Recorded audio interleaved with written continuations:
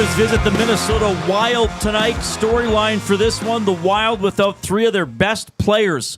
Zuccarello out lower body. Brodin out upper body. Eriksson Ek out lower body. The Oilers playing well lately. They've won 6 of their last 7. They are 16-10-2 on the season. The Wild right up there in the standings, 19-5-4.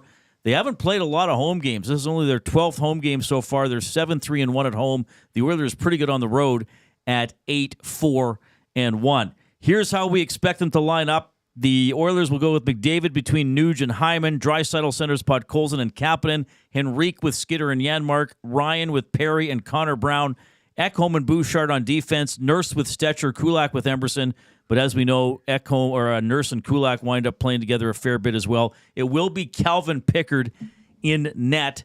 Travis Dermott has been placed on waivers, and Alec Regula, the waiver claim from the Boston Bruins, is the healthy scratch tonight. So maybe we'll see him get into a game here on the Oilers' upcoming 5-game homestand. You're going to hear from him as we move along throughout the afternoon. Minnesota, really good first line. Rossi with Kaprizov and Boldy. Good second line, too. Hartman between Foligno and Johansson. Then you have Freddie Gaudreau with Lauko and Trennan. Kuznetsov, say that 10 times fast, with Devon Shore. He played for the Oilers, you know, Jay.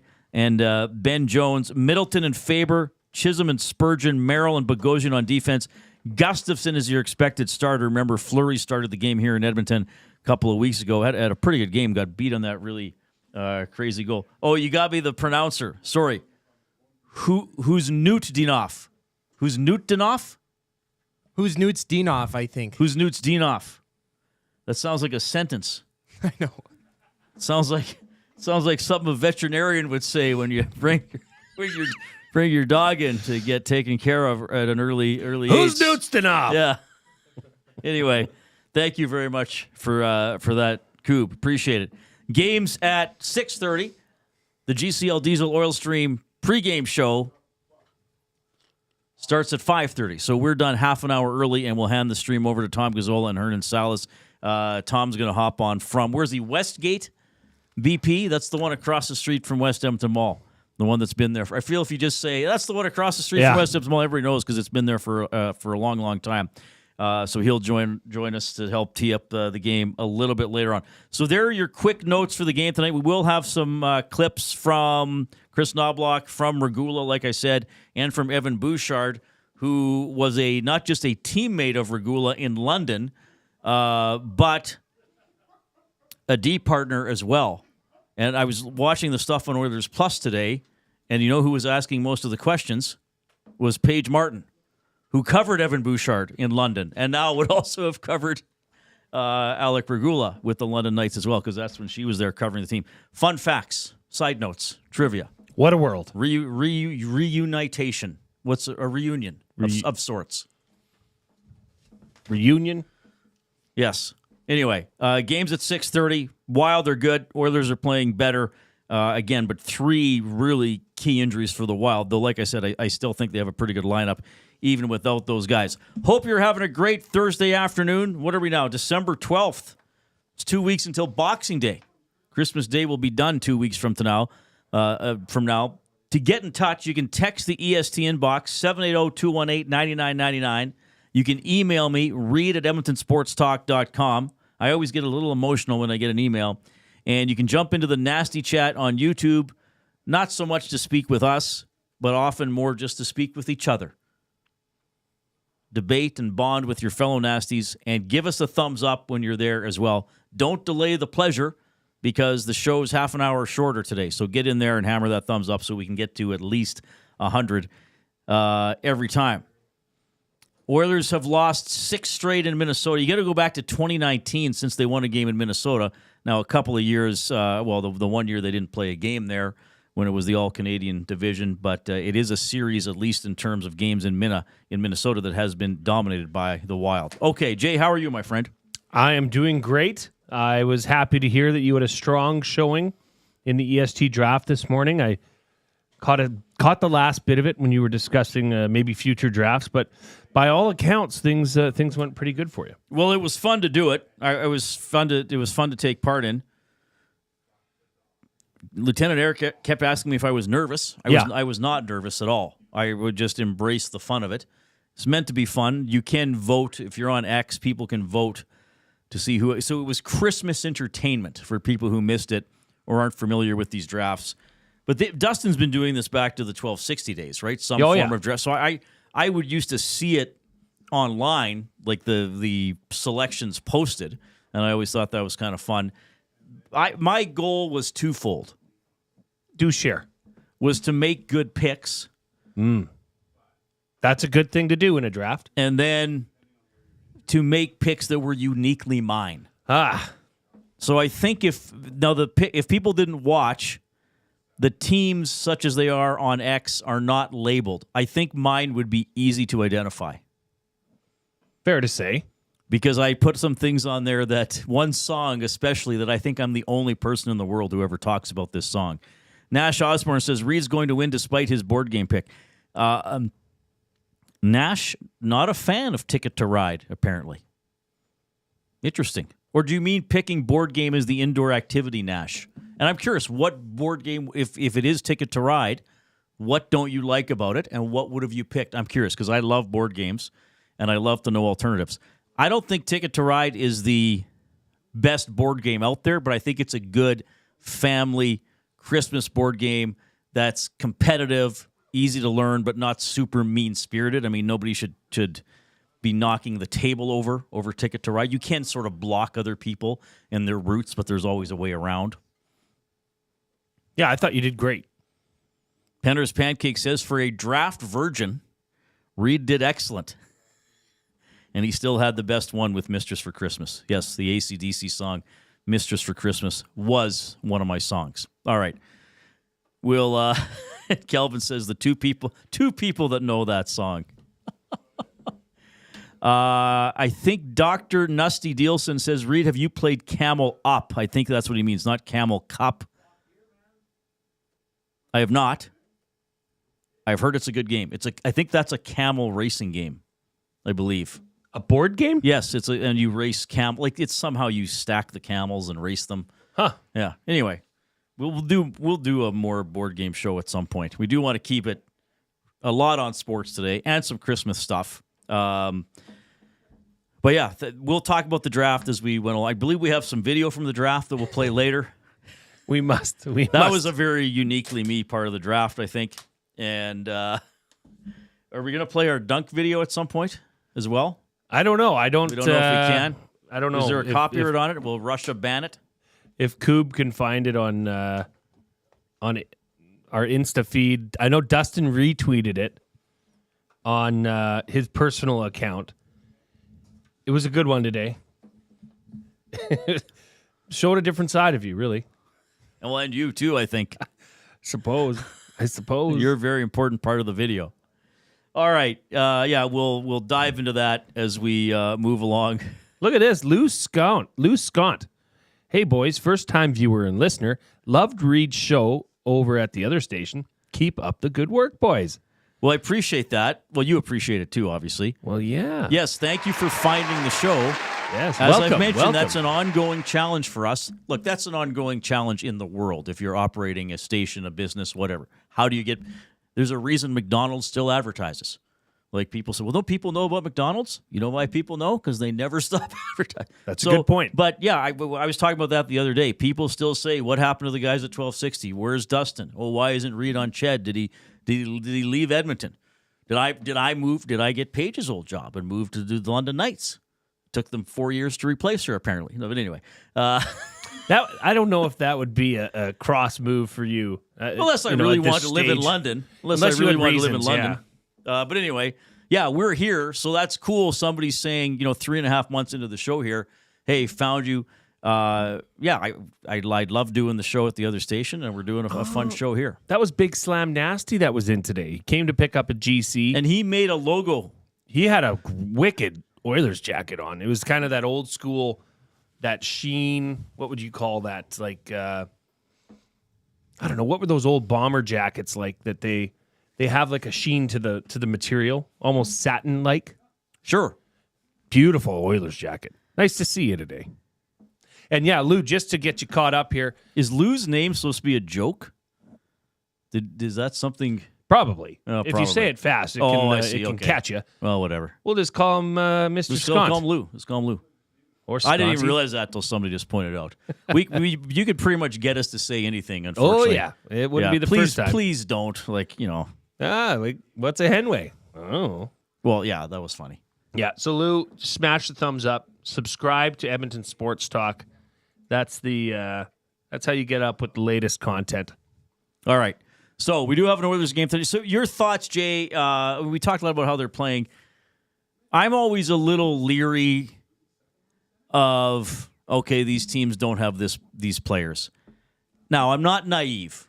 Injuries matter, right? If the Oilers, for a couple games, they only didn't have McDavid for a couple games, but especially if high end players are out, long term, that's going to hurt a team, right? If McDavid missed a month, you're not going to score as much. No matter how good Draisaitl or Nuge or Hyman are playing, you're very likely not going to score as much.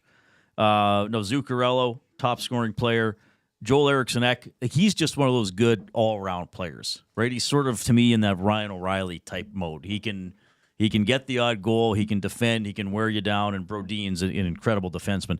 Do you see those and think, oh yeah, the Oilers are going to feast tonight? Or are you more like me where I think, okay, really good players out, but in a single game situation, anything can happen. The Oilers got to be ready to play a complete, detailed, intense game. Well, it does add another layer to this game with the injuries that Minnesota has, but you still got to understand this is a tough building to go and get a win in, no matter of the circumstances. And there's a player on their team, same number as our top player, that's doing pretty damn good these days. He's an awesome player. So you can, that player, Kaprizov, is a game changer. So I would put more I guess caution on that they're going to Minnesota to try and get a win. The first one in their last 6 games, right? So that's more of a stumbling block, just getting over that. I don't know if that would be like Gager. Where's Gager? Gager, come on the mic with Zach's mic here. Is that something that you can? Oilers haven't won in Minnesota in 6 road games. Is that something that gets in your head as a player? It depends who was on the team at the time. Right, but I think it's more motivation at this point. Okay, fair than enough. Anything right? So there's new bodies, new faces. I think it's more detrimental to the Wild hearing how have you been able to dominate this team for so many years. Yeah, really. right, yeah. When they said that the Oilers are playing really well right now, and for the past probably day and a half, all they hear is about why they suck here. So I would sprinkle probably a little bit on the Oilers to win tonight. Oh, interesting. Ooh, okay, you heard it first. Last 6 games in Mini: 3-0, 6-5, 5-1, 5-3, 2-1, 7-4 last October. I don't know how many people remember that game, and I know Jack Campbell's tenure with the Oilers will not be well remembered. He let in 6 goals and played pretty well. I mean, the Oilers were awful defensively, just one of those bad nights that we've seen them have a few of this year as well, just turnovers, giving up a ton of chances. Campbell made some great saves in that game and still gave up 6. So, okay, here's another question for you, Jay, and for the people listening. Is in terms of just excitement. So we're going to assume most of you, if not all of you listening, are Oilers fans. I know we have a good Winnipeg audience, but they can chime in as well. But let's take Oilers players out of the equation. In terms of pure excitement, just to watch a player who's exciting, is Kaprizov would he be the pick? I want to know who's. So you can't pick an Oiler. Who's the most exciting player on a team you don't cheer for? McKinnon. Do you think it's McKinnon? For me, yeah, I just love that speed in short distances, and right? the Those power. bursts, yes. Kaprizov would be up there for me. I mean, you could argue. I guess what I'm saying is the creation off the rush. Yeah. I mean, Austin Matthews scores a ton of goals. He's not the same off the rush as McDavid. So that pure. Maybe I'm looking for almost. Who's explosive, like the explosive type of player. Yeah. I've always, I don't know, this is just a thing. I don't know why but this name does pop to mind, so I must say it would be Adrian Kempe. You watching love Kempe. I love You watching love him Kempe. play. Yeah. He's just always involved. And it seems like when he's playing against the Oilers, who that would be the games I would be watching, does some pretty special things. Right. A gifted player in his own right, but I guess he doesn't. I mean, he does score, but I wouldn't say he finishes as often as Kaprizov or McDavid. I mean, he's still obviously a very good player. But yeah, it's a personal opinion type of thing. So I'm not saying you can't pick Kempe, but somebody is saying maybe that could be part of the off-topic that could be one of our many off-topic topics. Who said this? Who had a question here? Penner's Pancakes again. Wasn't the Flames that didn't win in Anaheim for 20 years? I just quickly Googled that. It wasn't 20 years. Well, there's a couple different. One story I found says 25. Another one says 29. So I wonder if there was an overtime loss in there because sometimes. But it was. I think it got up to 16 years that the Flames went without, or 13 years that the Flames went without winning in Anaheim. So, yeah, this is nowhere. Though the Oilers did have a long stretch of not winning in Minnesota. Quite frankly, when they were going through the decade of darkness, they had long stretches of not beating a lot of I remember doing prep for a lot of those broadcasts, and I remember the opposing goalies. It'd be like, oh, Jimmy Howard's 14-1 lifetime against Edmonton. Freddie Anderson's 18-0-2 or whatever. It was just a long list of goaltenders who had rarely, if ever, been beaten by the Oilers in regulation time. Okay. Cale Makar would have to be up there as well. Yeah, Makar for sure. Just because he skates better than most forwards in the league, but he defends better than most defenders in the league. True. Very rare player. All right, 780-218-9999. Let's do. Okay, first of all, before we get to this, can you, because we like to share a little bit of our lives and let people know what we're up to when appropriate. What did you do this morning, Jay? Like as to why I was not a part of the draft? Well, you would have done it was this under debate. Matt, our beloved coup, Matthew Iwanek, said I was scared. I didn't have the skill to participate in the draft with such short notice. But the truth and the reality of it is, well, it's twofold. I think it was good to get you on a draft. You're a brilliant mind, and those things require that. Jeez, yeah, thanks. It does. It takes a special mind to be able to excel at that in short notice. But the reality is that my wife and I, my wife's been wanting me to come with her to yoga for a while. We do our Tuesday workout, but needed to mix something else in. So this is the first time I've been back to yoga in a while, and I booked it, and I didn't want to bail on her. So I said, you know what? Reid's got to sit in. So it was a yoga morning, and I looked about as red as this Christmas tree when I came out. It was hot in there, and lots of stretching going on, and it was. But yoga is supposed to be a form of stress release, right? It depends what So this was a flow class, so you're moving around a lot. It's actually quite a workout, to be honest with you. You're not. There's Zen, there's flow, there's different yoga classes. And my wife said she prefers the other class to what we did today. The other class is more relaxing. So maybe we'll try that. I believe it was 25 straight regular season games the Flames went without a win in Anaheim. There were games they lost in overtime or shootouts, so they got points. And there was a playoff win in 2006 that was embedded in the middle of the regular season losing streak. And now the Flames have won 8 consecutive road games against Anaheim, just to get that stat out there. So yoga is supposed to be a form of stress relief. Yes. Was it? Yeah. Okay. Yeah. Hot. So, but this is a time of year. It sweats the stress out of you. This is a time of year when people can be stressed out, despite the joy of Christmas and maybe a lot of things to look forward to or celebrate. It can also be a stressful time of year. I've experienced that in the past myself. So our off-topic topic for William Huff. Since 1952, William Huff has provided industry-leading graphics with design, print, and install all in-house for thousands of valued clients. Their unparalleled customer service, combined with decades of industry expertise and a desire to make every job the very best it can be, is what they call the William Huff Advantage. Visit their website at williamhuff.com or give them a shout, 780-454-4536. The off-topic topic, what's the most stressful thing about Christmas for you? What is the most stressful thing about Christmas? Share it. We can talk through it. Well, let's start with you. What's your most stressful thing? The most stressful thing about Christmas for me is finding time to relax and enjoy Christmas while fulfilling obligations. Yes. And sometimes those obligations are positive experiences. For example, one of my best friends going back to university lives in Calgary.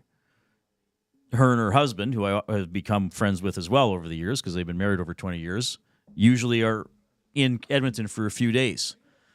I want to see them. We both have family obligations. So sometimes you feel like I got to do this. I got to fit it in. Maybe it's a time I'd like to sleep in or do something else. So it's a positive thing to do, but it's something you also feel like you have to. Certainly some family stuff. Like, let's be honest, there's been some years where it's like, I'd rather not go for Christmas dinner. Yeah, I'd rather lie that's on fair. the couch at 4 p.m. on Christmas Day. Or I'd rather dive into that book I got for Christmas. So that's sort of I get that stress out of finding out of maximizing my relaxation time. Yeah, I would say the build up to Christmas is the most stressful part. Once Christmas is, once we get in the car and we head down to Calgary for my wife's side's Christmas, then that leads into our Christmas. And, once we're there, then it's all stresses are gone. But the lead up to that, making sure everything's in order, making sure Santa has the right lists, Right, yeah. Things such as that can be quite stressful. But if you get after it early and do your work, like I was talking to somebody yesterday, I think in the office, I said they're done. Everything. Jed. Oh, Jed's done his shopping already. Jed said he's done. Yeah. Which was pretty impressive. That's certainly going to be something I think that will get listed, and probably some things that surprise us as well. But there can be, again, it's a festive time of year. It's an important time of year. It's an important time of year to see family and loved ones.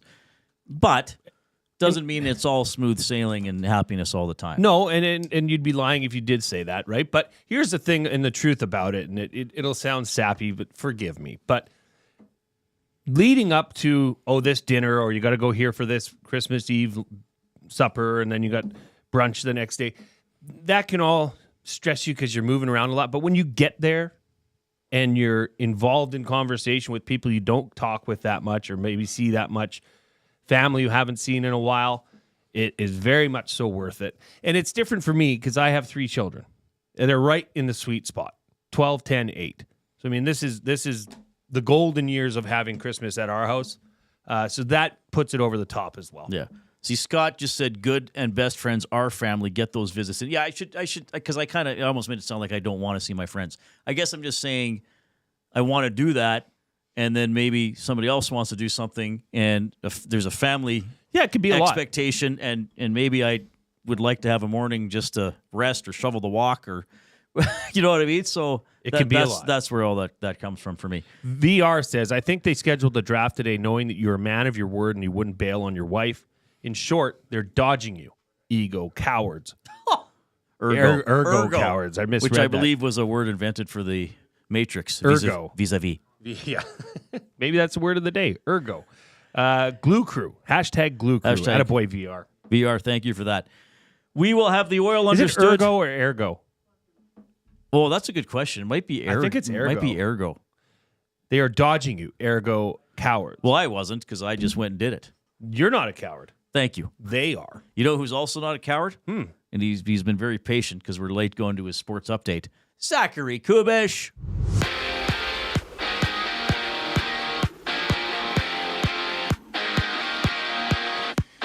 Travis Dermott hits waivers from the Edmonton Oilers as they get set to face Kirill Kaprizov in the Wild, having Calvin Pickard get the start in net. And you can catch Tom Gazzola live at Boston Pizza Westgate for the GCL Diesel Oil Stream pregame show, which airs at 5:30 only on Edmonton Sports Talk. And with 14 other games on tap, it's the Leafs against the Ducks, seeing Trevor Zegras out for 6 weeks after he successfully underwent surgery to repair his torn meniscus. We also got the Pens Canadians, while the Canucks welcome back JT Miller to their lineup when they take on the Panthers. The NFL sees the Rams and 49ers with Lieutenant Eric watching the game at the Century Casino Sports Bar and Lounge on Fort Road.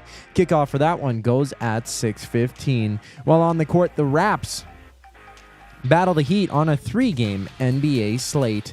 This sports update is sponsored by Advantage Sports Medicine and Physiotherapy. Get treated like a pro with their highly skilled crew. Whether you're recovering from an injury or looking to enhance your performance, Advantage Sports Medicine and Physiotherapy uses the same locker room approach trusted by the best in the game. Find them online at AdvantageSportMed.ca. We got a quick timeout before Reid and Jay continue with their show. I'm Zachary Kubusch, and you're up to date. GCL Diesel has been serving oil country since 1972. From diesel cars to SUVs to pickups. From farm tractors to school buses to a big rig. From diesel generators to forklifts, GCL can test, troubleshoot, and repair all diesel fuel system components. Whether it's injectors, pumps, turbos, filters, or additive, GCL has the parts you need to keep your diesel running the way it should. For genuine diesel parts at wholesale prices, visit GCL Diesel in the West End or online at GCLDiesel.com. GCL Diesel. Diesel understood. Food Sausages makes their meat with nothing but the best local ingredients. From chicken, beef, and pork, their gluten-free sausages are packed with flavor. Every single bite. Get a 10% discount when mentioning Edmonton Sports Talk in-store or use the code EST when shopping online at foodsausages.ca. Plus, you get free delivery on orders of $100 or more. Find them at 6736 99th Street. Food Sausages. You can't beat our meat. Hey Edmonton, ready to take advantage of lower rates and better pricing? South Fort Chevrolet in Fort Saskatchewan has you covered. From rugged trucks to sleek SUVs. And with over 40 years in business, you can trust that you're getting the best deal on your new ride. As the proud title sponsor of The Nielsen Show, EST listeners can drive a little to save a lot with South Fort Chevrolet's transparent pricing and down-to-earth sales team. Visit us today in Fort Saskatchewan or online at southfortchev.com. You know, this year, I want to give the gift of Christmas spirit. Okay, well, what's the going price for Christmas spirit? Actually, surprisingly affordable. $25 brings Christmas to life for a senior living at a Capital Care Center. Oh, that's amazing. Well, yeah, and they have a community shuttle, so Christmas spirit continues all year long. They can go out and do things and just be reminded there's an entire village of people who care about them. Become a part of our village at Capital Care Center. Donate at capitalcarefoundation.net.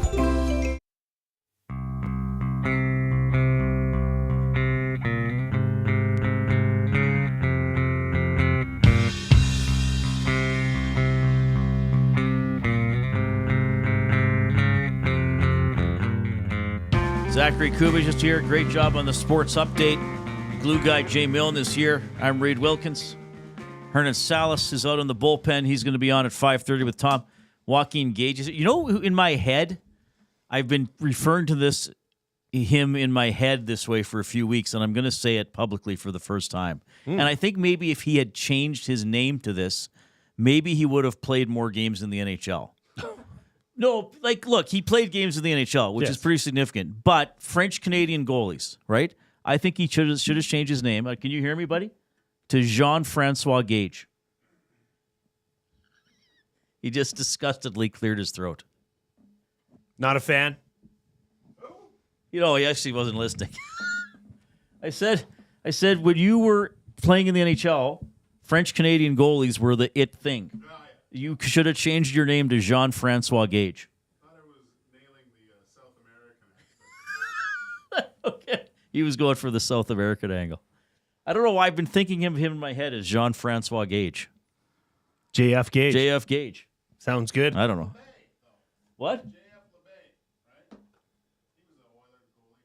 Oh, was he? I don't even remember him. All right. You played. You played several games. All right, 780-218-9999 into the Nasty Chat on YouTube. Give us a thumbs up. If everybody watching on YouTube gave us a thumbs up, we would get over 100 right away, and we'd be happy. Well, we'd get over 150. Yes, good point. Then that means word of the day. Word of the day comes out, which was the same one as yesterday because we didn't get to it. The off-topic topic, the most stressful thing about Christmas. We'll get to those as we go along. Do you want to read the limerick now? Sure. Okay. This comes in from first-time texter, the sports jargonator. Reid's EST Christmas draft was a sight. with picks that were clever and bright. He jammed Mistress for Christmas in his holiday bliss as the team soared to new festive height. Rhyming Christmas with bliss. Pretty good. That's pretty good. We like aggression here. We like you to really stretch the envelope. Pretty good, Yes. especially for a first limerick. The Big Uke with his limerick. Today, Reid got a crack at an EST draft. As a newcomer, he was quite good at the craft. Sprinkles the dog dropped a log. If given the tools, could you build a good raft? Good nonsense. And I think it was Jingles the dog. Didn't I name the dog Jingles? There could be a dog named Sprinkles as well.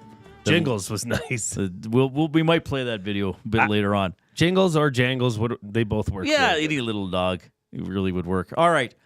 We are going to do the oil understood for GCL Diesel, providers of the best diesel engine components around, from turbochargers to injectors, fuel pumps to sensors. They are the critical engine component experts, proud to serve Edmonton and Northern Alberta for over 50 years, now a proud partner of Edmonton Sports Talk and the Reid Wilkins Show. GCL Diesel. Diesel. Understood. Okay. So, Oilers against the Wild tonight at 6:30 Mountain. We have coverage at 5:30 with the Oil Stream pregame show. As I mentioned, for Minnesota, Zuccarello, Brodin, and Eriksson Ek are all out. Three of their best players. I'd say that's three of their five best players for sure. Yeah. Not going to be able to play tonight. So maybe it's an opportunity here for the Oilers, but head coach Chris Knobloch knows that the Wild are still a pretty tough out. Well, first, Kaprizov obviously is a big part of it. You look at the year he's having, second scoring, his plus minus, everything is very dominant player in the NHL right now. And another one is just how well they are defensively. I think they're probably the second best defensive team. I know they've given up the fewest goals between them and Los Angeles. They don't give very much, and that's, their forwards buying into a system, their defense playing really well, and their goaltenders standing up with some big saves. But so I think those two, obviously having good players and playing to a system, but I think with their defensive game and Kaprizov, I think those are the two biggest reasons. Chris. All right, so he's citing Kaprizov as a driver for them, and pretty stingy defensively as well. The Minnesota Wild have given up only 69 goals against. That is tied with Dallas for the fewest in the Western Conference. By contrast, the Oilers have given up 80 goals. So 11 more, but certainly a difference. The Wild have scored 91 goals, kind of just above average in the West. The Oilers have scored 84, though, of course, the Oilers have been able to tilt that differential more in their favor lately. We mentioned Travis Dermott on waivers. Alec Regula with the team. He was claimed on waivers yesterday. Will not play tonight. Former teammate of Evan Bouchard in London. Just to have a player like that in your organization is going to be very helpful. Big, smart, sees the game really well. I think it's a good acquisition. He was saying that he did a lot of the heavy lifting back in junior. What do you think about that? I wish I could argue that. No, he did do a lot of the dirty work. But I don't know. Hopefully now I can repay the favor a little. All right. So I don't know if they're going to be D partners.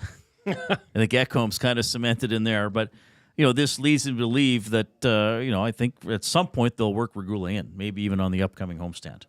I mean, they picked him up to see what he can do. They need some more depth on D.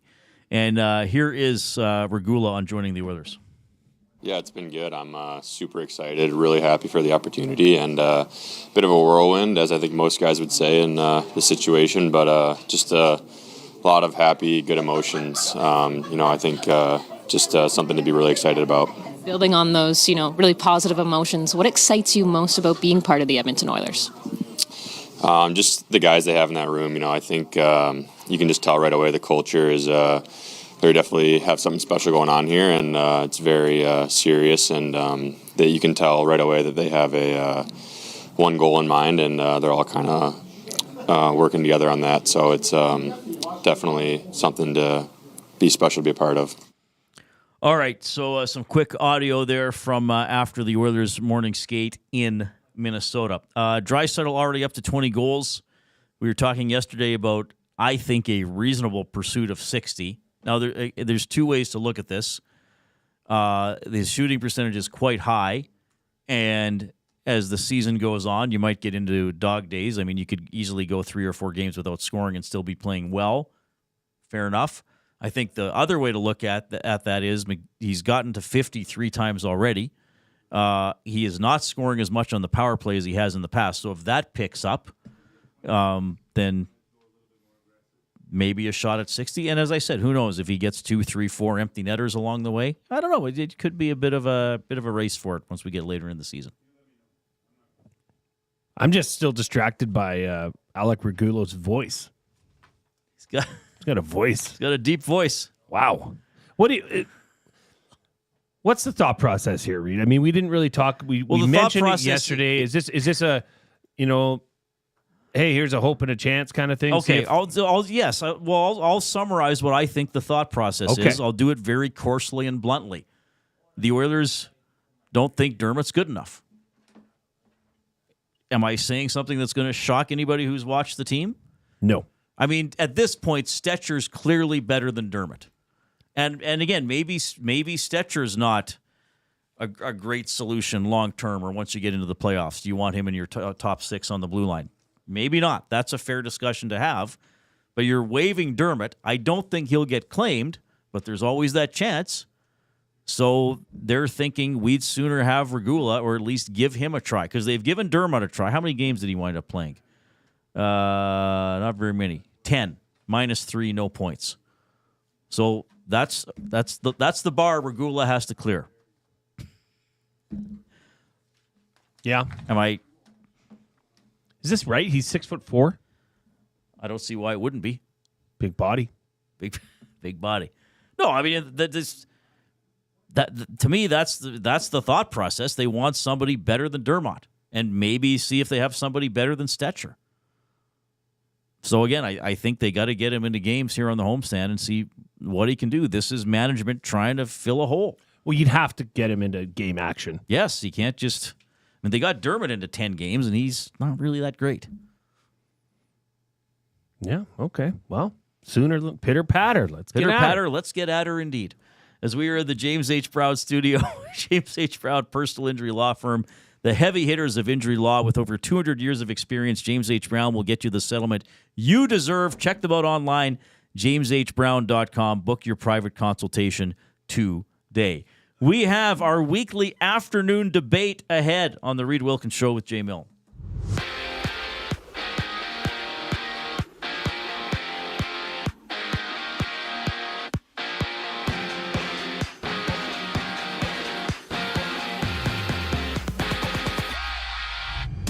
The Oilers have placed Travis Dermott on waivers before the 297s throw it down with Edmonton facing Minnesota. And you can tune into the GCL Diesel Oil Stream pregame show with Tom Gazzola live from Boston Pizza Westgate across from West Ed at 5:30, only on EST. And there's 15 games around the league seeing the Red Wings meet the Flyers.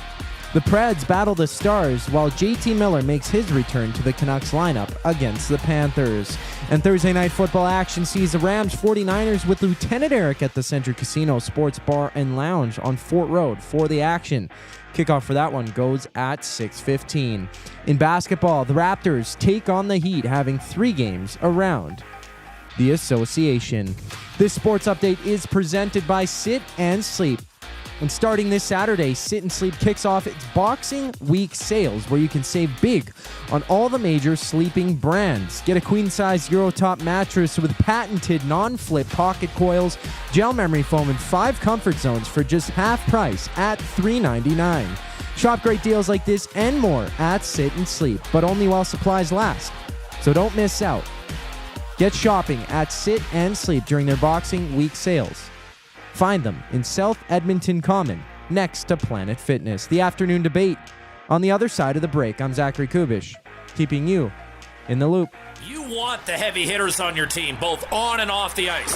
If you've been injured in a car accident, call the heavy hitters of injury law. James H. Brown and Associates, Alberta Injury Lawyers. With over 200 years of combined injury law experience, their precedent-setting lawyers are ready to help. Locally owned and proud Edmonton Oilers fans, James H. Brown and Associates wants to support you with their unrivaled experience, unrivaled results, and unrivaled commitment. When accidents happen, head to jameshbrown.com. The grand opening sale at Sit and Sleep is almost over. This is your last chance to take advantage of the special introductory sale prices on all mattresses. Stop in today for a free pressure point scan using cutting-edge technology so sleepologists can identify the perfect mattress for you. Right now, get free local delivery on any mattress over $7.99 and receive a free bamboo cooling mattress protector. Enjoy grand opening savings with every mattress on sale. Join us on location today for the final celebrations at Sit and Sleep in South Common next to Planet Fitness. Don't miss out. The grand opening sale ends soon.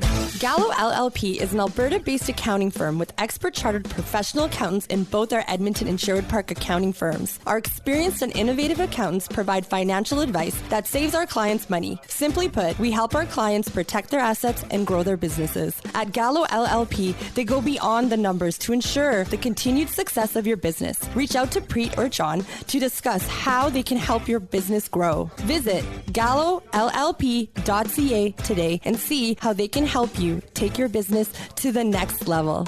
Tommy Gunn's Barbershop is more than just a barbershop. It's a top-notch, tailor-made experience from check-in to check-out. Get a precision haircut, a classic shave, or a facial to step up your style. Just walk in, relax, and let Tommy Guns take it from there. Find comfort in knowing their team follows the code, which is their commitment to care for you as a customer. Check out Tommy Guns today, in-store or online at TommyGuns.com to bring out the best in you. Tommy Guns, where every cut is done right every time.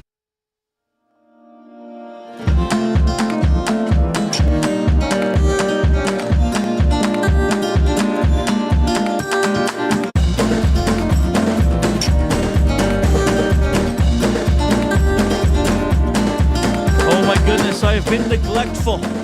Jason Milne, I have let you and others down.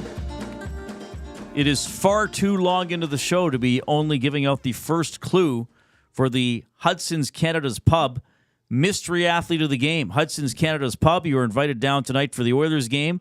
You can also join us Fridays and Saturdays from 9 p.m. onward for our late night happy hour specials. Food starting at $4, drinks from $3.75. Book your reservation now at hudsonscanadaspub.com. Reminder, you must text your guesses. Do not put them in the nasty chat. Do not email them. Do not mail them.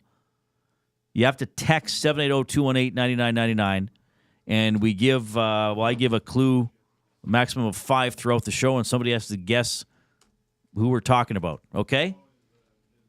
First clue is coyotes. First clue is coyotes. Sure, why not? Why not? First clue is coyotes. Hudson's Canada's Pub. Mystery athlete of the game. All right. I participated, as we were talking about, in my first EST draft earlier today. So it was me, Dustin Nielsen, Lieutenant Eric, and Tom Gazzola. You can go on the YEG Sports Talk account on Twitter and vote for whoever you think drafted the best. And the category was Christmas entertainment, right? So movies, songs, food, activities, things like that. One of the categories was a worst-case scenario. So we cut this clip. Here was my entry for worst-case scenario at Christmas. Say grandma comes. And in your house, you have a small dog, and grandma and small dog seem to bond. And then they're getting along quite well. And the dog seems to think it's going to perhaps, say grandma comes. And in your house, you have a small dog, and grandma and small dog seem to bond. And then they're getting along quite well. And the dog seems to think it's going to perhaps sleep in grandma's room, and everybody's getting for bed. No, I'm not going that way. And everybody's getting ready for bed, and grandma all of a sudden says, "Oh, it appears little Jingles has left a surprise on my bed." And perhaps little Jingles has defecated and or vomited on grandma's bed on Christmas Eve. What? Would you like the name of the dog? Little Jingles in there? Or yes. Little Jingles. Jingles. And I want. Has Why grandma's bed? defecated or vomited. I want and. It's all off the board. Damn it. I was going to take the vomit. Yeah, everyone had that one on their list. Yeah, so, Christmas Eve, now you got to deal with this. That's a pretty unpleasant scenario to deal with. Oh, man, I could watch that video over and over. I was surprised that a couple of the guys were mocking that to the extent that they were. I explained the category was a worst case scenario. I described the scenario. I didn't just say dog gets sick. No. Here's what happened. Grandma bonds with the dog, et cetera, et cetera. It was hyper specific. I think that's what kind of took the boys for surprise. One other one was family talking about other members of the family. Oh, yeah. The joy of watching the kids and family open the gifts. No, that was the Quinn Commissioner category. Yeah. That was sorry. That was family entertainment. Sorry. Something involving family members that's entertaining. So other examples of what was this? What was the category? This was worst case scenario for little Jingles. Duplicate little Jingles. Duplicate present, lump of coal, or the dog or cat jumps on the table and ruins the Christmas meal. Right. Little Jingles defecated and or vomited on Grandma's bed. And I love it, and I appreciate how you fought for the and or. Yes. Could be both. And/or. Could be both. Yeah. I'm not totally... You got to leave both doors open, so to speak. Well, yeah. T. Wilson in the Nasty Chat says, I love how Jingles has a full-on backstory. Yes, that's what I offer. I will... I'll take you there. I'll give the backstory. You got to give a little more meaning to the story. Like if Grandma and Jingles hadn't bonded, the vomit and or feces doesn't have the same level of significance and same level of discomfort. Well, it is weird. I must say that. So Grandma's visiting. Grandma's is visiting, guest. Bonds with the dog, or the dog always loves when Grandma comes. Maybe the dog reminds her of her late dog, some other dog, right? Yes, and they bond, and it's a great Christmas Eve, and everything's perfect, and everybody's going to bed, and the next time you're all awake together is going to be opening gifts in the morning. Oh no, it isn't. We all got to change the poopy sheets. We got to change Grandma's sheets because Jingles vomited, and defecated. I just say, why not? Yes. Let's just assume it's an and. You're just assuming. Why not? I mean, it does say worst case scenario. All right. So that's that was fun. I enjoyed being in the draft. Oilers at Minnesota Wild tonight. The Oilers are 16-10-2. The Wild are 19-5-4. It's a 6:30 game. We'll have coverage at 5:30 with Tom and Hernan, the Oil Stream GCL Diesel pregame show. As we already told you, Zuccarello, Brodin, and Eriksson Ek out for the Wild. It's funny, on the NHL.com injury list, they didn't list Arvidsson as being injured, even though what was he at? 13 games or whatever it was. So there we go. All right, it is time for our weekly feature. Oh my goodness, it's the afternoon debate. Thinking of you's working up my appetite. Looking forward to a little afternoon debate. Rubbing sticks and stones together make the sparks ignite. And the thought of loving you is getting so exciting. Sky rockets in flight. Afternoon debate. Afternoon debate. The afternoon debate presented by Edmonton Garrison Curling Club. If you and your team are looking for a fun and exciting way to build some chemistry, look no further than the Edmonton Garrison Memorial Curling Club. Located on CFB Edmonton, the Garrison Curling Club offers 6 sheets of ice, a full-service bar with kitchen, and includes all equipment needed for corporate bonspiels. The Garrison Curling Club is run by Nasties. As an added bonus, they will offer 10% off ice rentals to all EST listeners. Email curling@egmgolf.com and mention EST to book your corporate bonspiel today. All right, the afternoon debate. And when I first say this, or the genesis for this idea, I realize people are going to roll their eyes. And they're going to be out there in listenership or viewer land being like, oh, Reid again. but bear with me because I want to take it deeper than that, and maybe we try to agree, we get a consensus on something here. So, Tom Gazzola this morning, I could say the team names, it doesn't matter at this point. Tom Gazzola took Die Hard in his movie list. I strongly argue and contend that Die Hard is not a Christmas movie, okay? Gremlins, which I said I saw last year. I saw it when I was a kid when it came out. I went last Christmas and saw it at the, what's it called again, the exact title? The Metro Cinema at the Garneau. Yes. Where we did a show from 3 months ago. Wow, that's amazing. Gremlins is set at Christmas. It's not a Christmas movie. It's set at Christmas. So that's always my argument with Die Hard, is that it's set at Christmas. There's a Christmas party, but it's not a Christmas movie. Now, I want to put out there why I believe this, okay? That it's not. It's not a Christmas movie. Because I think for something to be a Christmas movie, the season of Christmas has to be integral to the plot, or elements of the Christmas season or the feeling of Christmas have to be integral to the story or a character arc or key things that happen in the film. Thanks to AI, I didn't use ChatGTP. I used just the Google AI. I just put definition of Christmas spirit.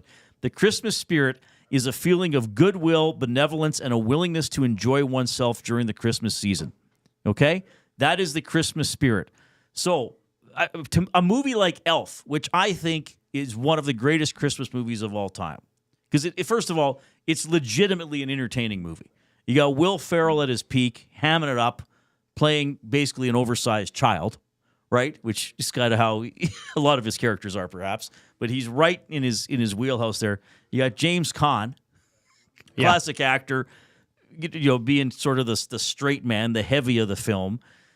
You got Bob Newhart in it, right? And so he's an elf, goes into the quote-unquote real world, the fish out of water type story, all that type of thing. But the whole feeling of Christmas is vital to that story. So the elf, was it Buddy? Was he Buddy the elf? Buddy the elf. Like he basically is in that mode that it's Christmas all the time, right? We got to act this way all the time. We got to be happy all the time.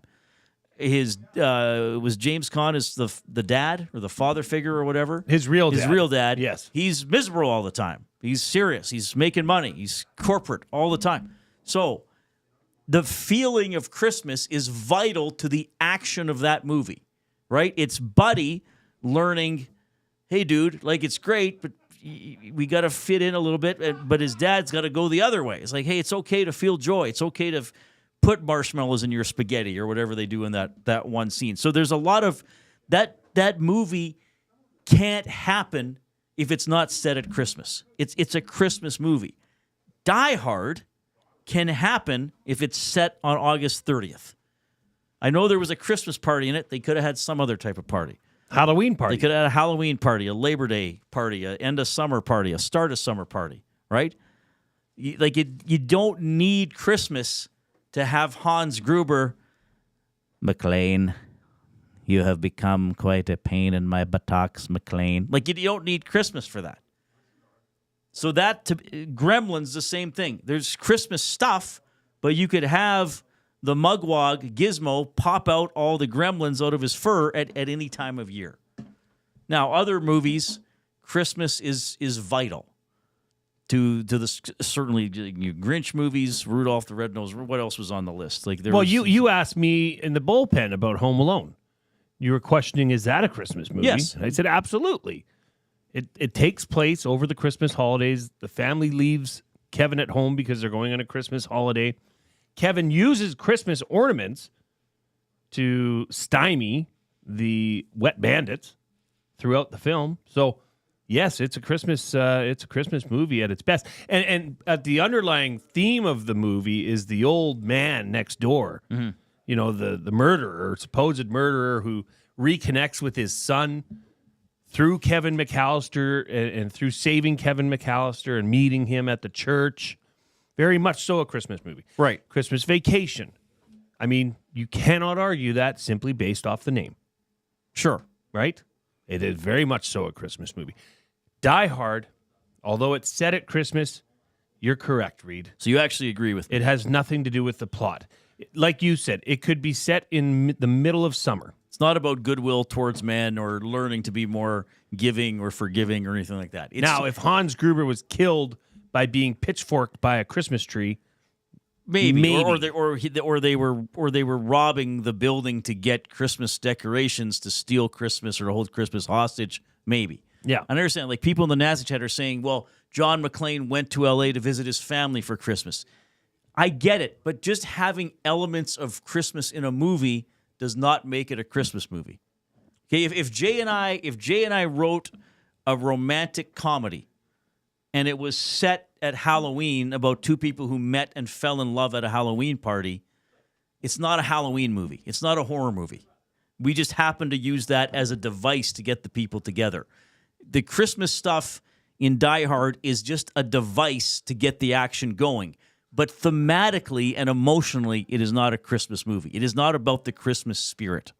It is not someone going on a journey like Buddy's dad in Elf to become more forgiving or joyful or open-hearted. I think, and I think Jeffy here says it best in the EST inbox, because a lot of people attach this movie to Christmas for them. That's when they watch it. So to them, it's a movie that they enjoy at during the Christmas season, which elevates it in their minds as a Christmas movie. Jeffy says, I watch Die Hard while I wrap presents on Christmas Eve after everyone else has gone to bed. To me, it's Christmas. Are you telling me I can't experience the movie as a Christmas movie? If it becomes a tradition, what difference does it make what its origins or intentions were? None. If you enjoy the movie, watch it. Yes. But the debate here, Jeffy, is that it was drafted today in a Christmas entertainment draft as a movie. Right. It's an action movie. Oh, yeah. First and foremost, it is an action movie. The Santa Claus, by the way, has an E on the end of clause. So remember, it was the Santa Claus, like a clause in a contract or something like that. So anyway, I'm just clarifying why, for the afternoon debate, why I don't classify it and other movies set at Christmas as Christmas movies, because the Christmas spirit is not vital to the plot of the film, nor is it something a character or characters experiences or learns is something to be cherished throughout the film. There have been several people that have referenced this line from the movie, ho, ho, ho, now I have a machine gun. And that, at least to some of them, make this a Christmas movie. Okay. This is not a debate. So Terminator 2 is about returning because it has the line, I'll be back in it. It's like, well, what are some other generalizations we can make that are totally irrelevant to the plot? Like, what's an example here? Like a line in a movie? No, like Dumb and Dumber is a comedy. Yeah, but it's not a skiing movie. Could you say it's a skiing movie? Because there are several scenes in a chalet or at a ski hill or something like that. Right. They go skiing to advance the plot. It's not a skiing movie. It's a comedy. What if somebody would say it's a buddy movie or whatever? It's a Christmas movie because it was set in the mountainous area where there's snow and people are skiing. Yeah. Right. Maybe it's a dog movie because of the big truck. Yeah. Yeah. That's a good example. Yeah. That's a good example. Thanks, Jay. You're welcome. It's anyway, that is our afternoon debate, which is just, it's more meant to be entertaining and make you think a little bit and make you define, as we know, Jay and I, we found we're similar. We're both exacting personalities, and like we like to define things and support your arguments. Yeah. So again, I'm saying if you're out with your friends and family this Christmas and you want to say Die Hard is a Christmas movie, all I'm asking is you have to back up your thoughts the way I have. You can't just say, well, yes, it is. That's not an argument. I think the biggest argument is like I said, is that people watch it during the Christmas season. Which is fine, but... So there's a personal attachment now to this movie as a Christmas movie. I think that would be the only real... I mean, okay, you can say it was set at a Christmas party in a high-rise. Well, But the Christmas party was not really important. Could have happened without the movie. Could have been exactly the same without the Christmas party. Right. That's my argument. They could have taken them during the day while they were just at work. That's a good point. Right? All right. If you're extremely frustrated with me right now, give us a thumbs up on YouTube. 780-218-9999 to text the EST inbox. Should I give clue number 2 now, since I was so negligent in giving out the first clue? I think that's for the fair. Hudson's Canada's Pub mystery athlete of the game. The first clue was Coyotes. The second clue is Mooseheads. You must text in your guesses, maximum 3 guesses per number. We got a break, then we got the coop. Get to know the winners, props, plays, parlays, and more with Nielsen and Hustler. Weekday mornings at 11 on The Lock Shop. Only on EdmontonSportsTalk.com. Conveniently located 10 minutes west of St. Albert, Wheeler's RV Storage will provide you with safe, secure storage for your RV, boat, or whatever you need to store. Open 7 days a week with gated keypad access and extra large stalls. Now is the time to take advantage of their limited time offer. Buy 6 months and get 1 month free. Now's the time to go to WheelersRVStorage.com. That's Wheeler's RV Storage. Safe, secure storage. Visit them today at WheelersRVStorage.com. Celebrating 70 years in the signage industry, William Huff Advertising is the most recognized name in the game. An in-house, one-stop shop for all of your design, print, and installation needs. William Huff provides quality graphic solutions for everyone. Here in our City of Champions and throughout the nation, they are the preferred signage partner entrusted by many of the biggest corporations, pro sports teams, and organizations to bring their identity to life. Recognize the name, get in the game. WilliamHuff.com. The Canadian Ice House is taking your sports experience to a higher level. Trackman golf simulators are now open at the Ice House, an immersive and realistic golfing experience in the heart of downtown Edmonton. Visit in-store or at thecanadianicehouse.com for details. Don't feel like working? Join the Hangout. You never know what you might hear. Weekday mornings 9 to 11 on EdmontonSportsTalk.com.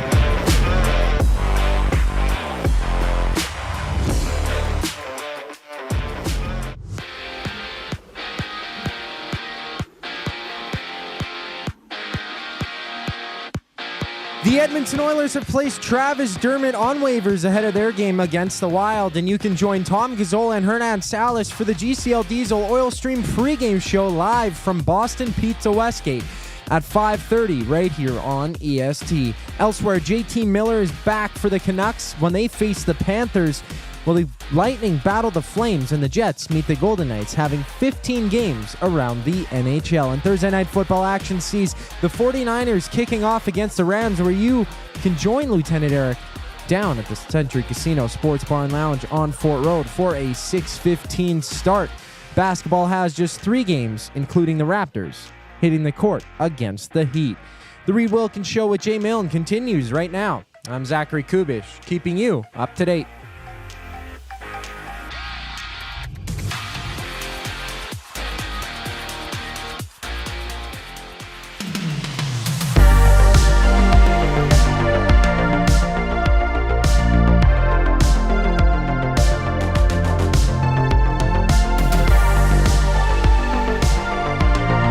Portions of this hour presented by Canadian Brewhouse. Book your holiday party at the CBH today, your ultimate destination for events, parties, fundraisers, and more. 'Tis the season to celebrate. Visit and book now at thecanadianbrewhouse.com. We're with you until 5:30 this afternoon, and then Tom and Hernan will take over for the Oil Stream pregame show, Oilers at Wild at 6:30, and then they'll jump on after the game for the Oil Stream postgame show, as the Oilers have won 6 times in their last 7. They are 0-6 in their last 6 road games against the Wild. Of course, they were beaten, interesting, like a 5-3 game, but beaten very soundly by the Wild earlier this season. The Oilers got a lucky goal early, and they got a goal in the final minute that kind of didn't affect the outcome of the game. So Edmonton will try for a much better showing tonight against the Wild, with 3 very, very key injuries. Zuccarello, Brodin, and Eriksson Ek all unable to go tonight. Do we have a winner already? My goodness. Well done. I should have made it harder. I should have made it harder. There you go. That was sent in the EST inbox by Double A. That's his Christmas ornament. That is his Christmas ornament. John McClane in the ceiling. That's vent. a nice ornament. A very nice. I have Star Wars Christmas ornaments. Just saying. Whoa. That is a great Christmas ornament, by the way. That is really cool. But and I should say, I am planning on next Friday at the Garneau, they are showing Die Hard. And my friend and I are planning on going. During the season, right? Because I want to see it in the theater again. It's a good action movie. Ooh, I don't know. Yippee-ki-yay, Jay Milne. Yippee-ki-yay. Even Koob laughed at that. Yeah, he had a Koob, little have you giggle. seen Die Hard? I've not, but I know that one and the scene where McLean is in the vent. I'm looking forward to seeing Die Hard so I can perfect my my impression of Hans Gruber. I'll be coming back. Dialed It's a in. show on Monday the 23rd, right? Then it's all Monday the 23rd. Maybe I'll do the whole show as Hans Gruber. You will be riding solo that McLeod, day. we have a winner. I will not be with you that day. Cal in the Park. This is a great rebuttal, Reid. John McClane does not go to L.A. to visit his kids unless it's Christmas. Ergo, a Christmas theme like Home Alone. Yeah, that's a defensible argument, but that still doesn't change my mind. Because you could have found another reason to get him out there. Birthday, got to go sign the divorce papers, whatever. Maybe so he's not a delinquent father? How about that? Yeah, how come Gruber never went after him for that? I guess he didn't know. What you're going to do, McLean? Abandon me like you've abandoned your children? The state of Alan Rickman is going to give me a cease and desist. So Rob from the Grove guessed. Already? Yeah. So you got to make him harder. So here are the first two clues: Mooseheads and Coyotes. Coyotes and then Mooseheads. The next clue was going to be 1986. The next clue was going to be North Stars, and the final clue was going to be first overall. So this person was the GM of the Coyotes from 96 to 2000. He's a former owner of the Halifax Mooseheads. 1986, he won the Cup with the Montreal Canadiens in 1986. He played twice for the Minnesota North Stars before and after being with the Canadiens, and he was the first overall pick in the NHL in 1978. It's Bobby Smith. Remember him? No? Very good player. Gager, remember Bobby Smith? Thank you.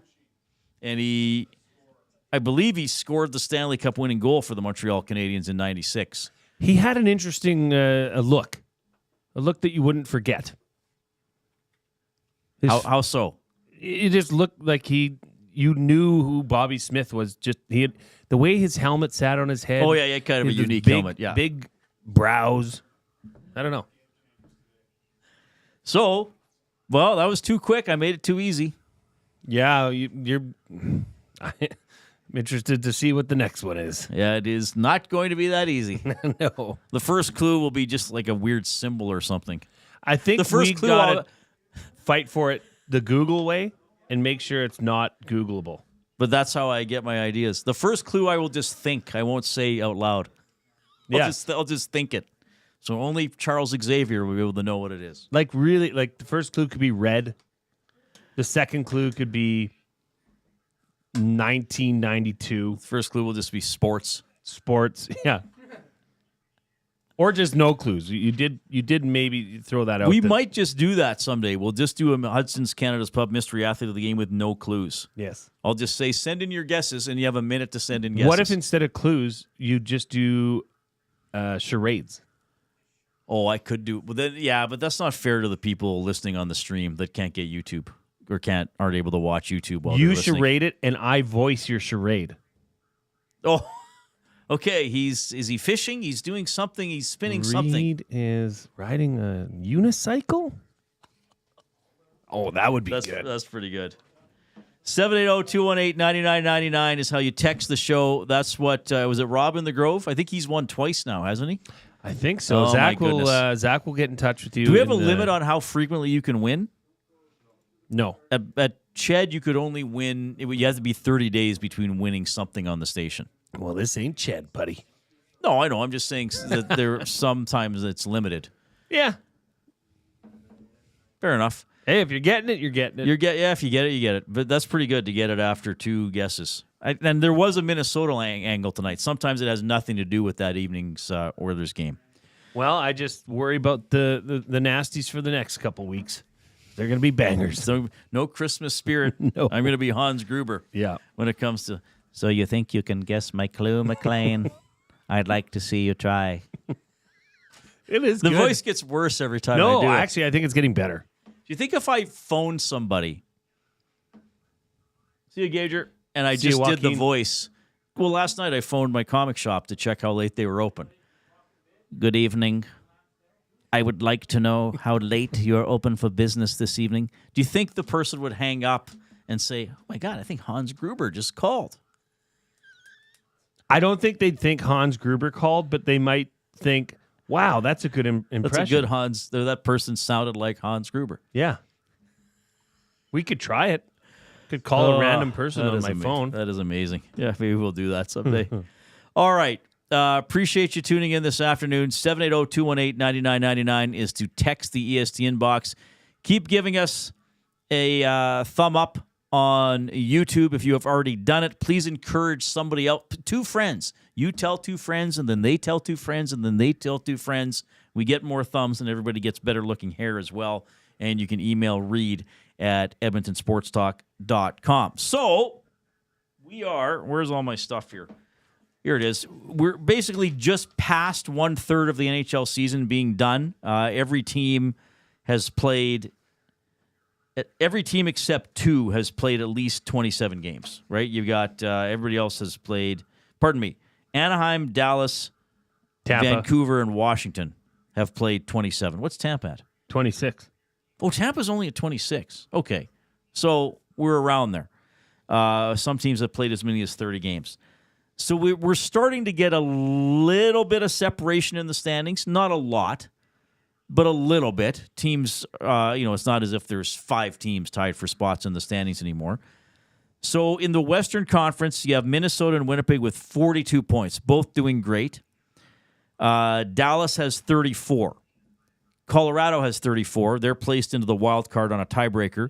In the Pacific, you have Vegas 39, LA 37, Edmonton 34, Vancouver and Calgary both 33. And Vancouver is given the wild card spot based on fewer games played. The best non-playoff teams are St. Louis and Seattle, and then Utah is just back from that. So let's just throw this out there, Jay. I don't remember all of our playoffs. Well, I did have Utah making the playoffs. But now that we're a third of the way in, a little past it, which non-playoff Western Conference team do you think has the best chance of getting in? Because it is the December 12th deadline. It's 2 weeks after American Thanksgiving. Of course. Who could forget? I won't say Calgary because, no. St. Louis. I think, with that roster, they could make some moves here, but it's kind of playing out, Reid. I mean, who's not in there? I guess Nashville is the big outlier here in the Western Conference. Well, that right? was my Stanley Cup pick. Yeah. Tied for last in the NHL. Yeah.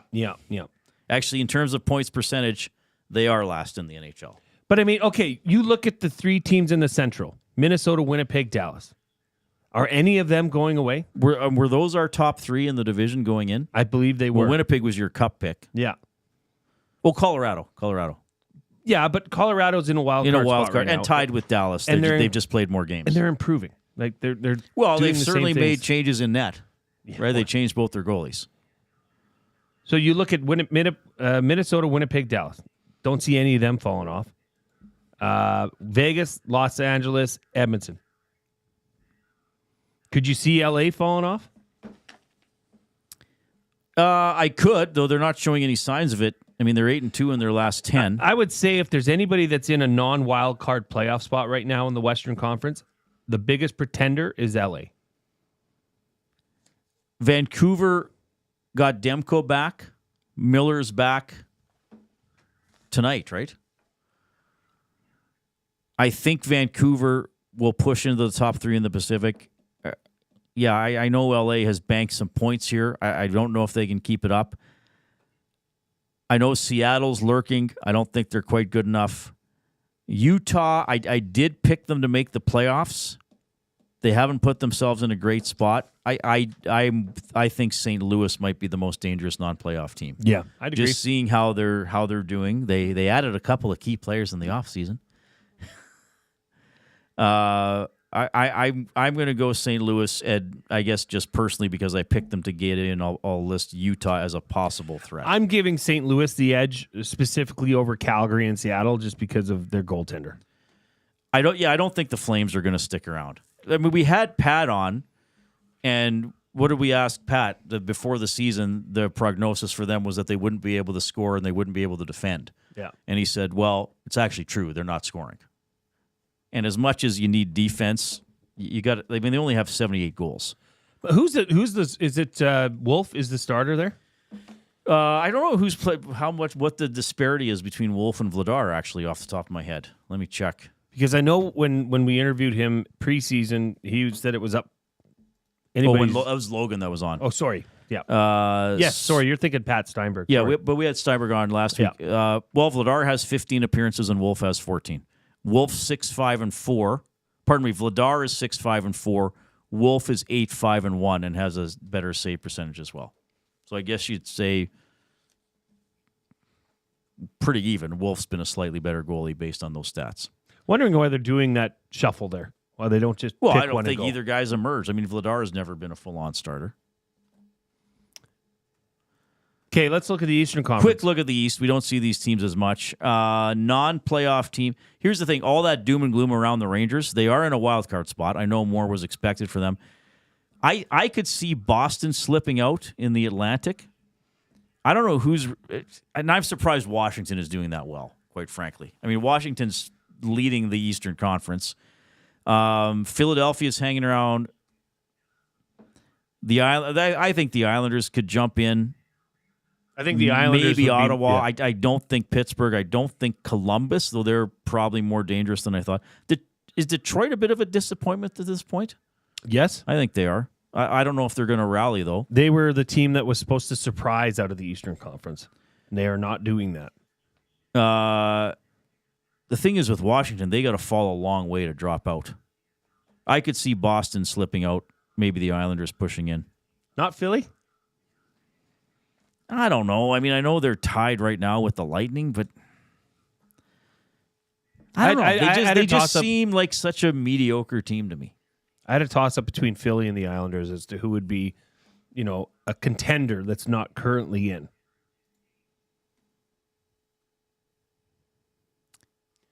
I don't know about Tampa Bay either. They're just not able to put it all together for a good run. Yeah. Well, they're not what they used to be. They still have. I mean, Vasilevsky's still very good. Hedman is still very good. They're still very dangerous up front. They did lose some important players for sure. Obviously, I mean, I think Tampa Bay could pass Boston. I don't know if they pass the Leafs or the Panthers. I don't think they do. 780-218-9999. Just a quick delve into the standings and where teams sit right now. Again, we're starting to see a little bit of separation. Oilers have... Well, here's the thing. The Oilers are only in a playoff spot by a point, despite how well they've done. But hopefully they can keep moving up in those standings. Okay, we, of course, are in the James H. Brown studio. James H. Brown Personal Injury Law Firm, the heavy hitters of injury law with over 200 years of experience. James H. Brown will get you the settlement you deserve. JamesHBrown.com. Book your private consultation today. Here comes the Coop.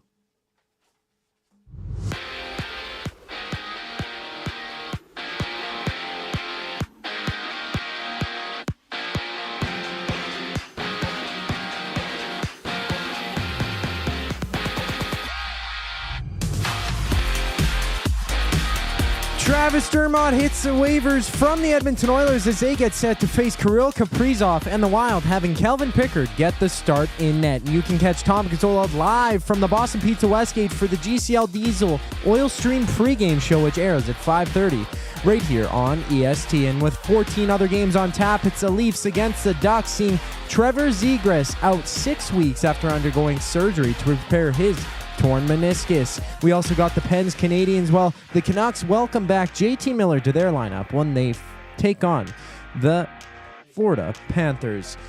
The NFL sees the Rams and 49ers with Lieutenant Eric watching the game at the Centric Casino Sports Bar and Lounge on Fort Road. Kickoff for that one goes at 6:15. On the court, it's the Raps battling the Heat on a 3-game NBA slate. This sports update is brought to you by Paramount Flooring, proudly family-owned and operated for 33 years. Paramount Flooring is your full-service flooring and tile supplier. Whether you're a homeowner, renovator, or builder, Paramount Flooring provides the flooring to fit your lifestyle and budget.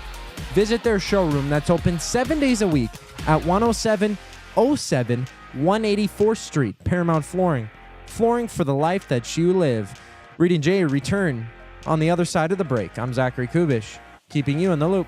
Celebrate the season by creating space for your holidays. Sentinel Storage. Affordable and flexible storage solutions at a store near you.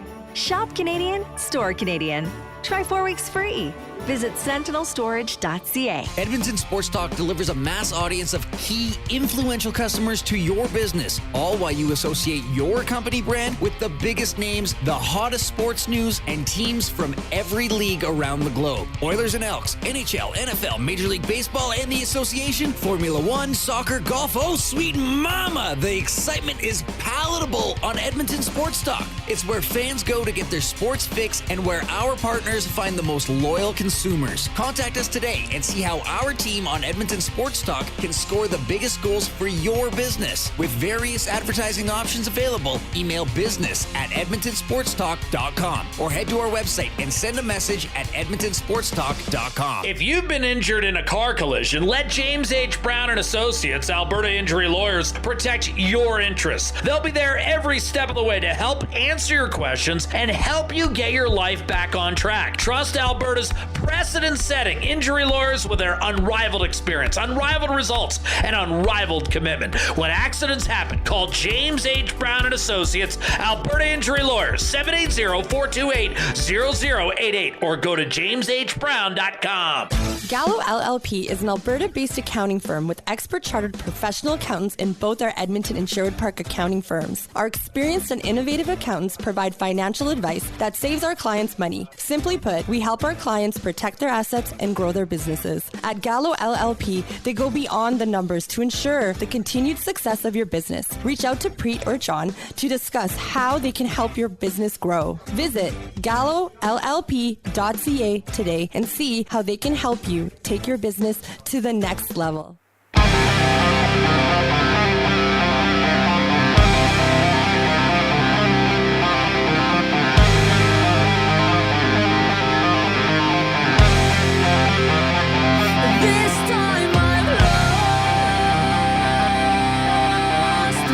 Appreciate you tuning in this afternoon. Oilers game day as they visit the Minnesota Wild. This is the one road game in this stretch of 8 home games in 9 that they have. They won their first 3 home games, road game tonight, and then 5 more at home coming up leading into Christmas.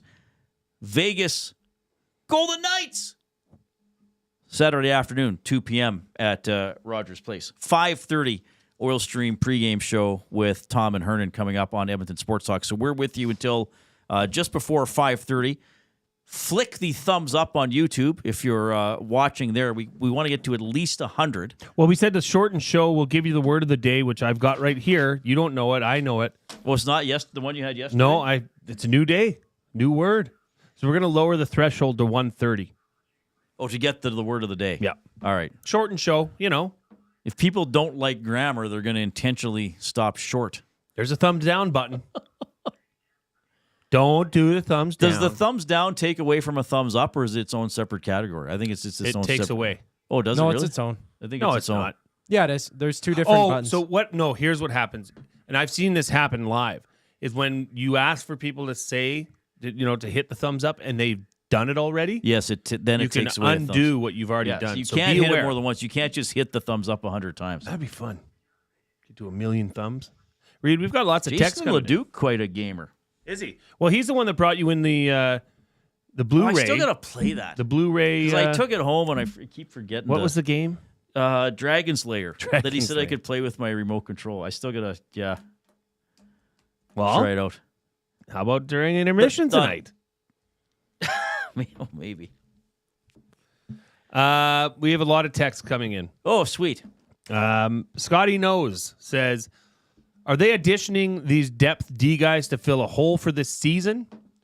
And he puts in parentheses, even to build trade value for the deadline? Or are they thinking longer term, like planning to sign one for a few years? Oh, I think they're just in crisis mode. They're just trying to find somebody that's better than the next guy up the chain. But I think they see... I think they would love it if Regula turned out to be somebody they could have in the NHL for a long time. Well, of course they would, but... I don't think they see Stetcher that way. Is this just kind of, trying to... But short term, it's like, let's find somebody that can play and then build from there. Maybe a straight gold with one of these cheap signings or these waiver guys. Or it keeps you in better. It makes the roster stronger until maybe you trade for somebody at the deadline. Okay, but then let's look at this and say Regula goes out and plays. He's contributing, playing similar to, say, a Podkolzin, where he's making a bigger effort or he's contributing more than you would have thought. Mm-hmm. It thus increasing his value. Is that something that the Oilers can, bundle into a trade come trade deadline?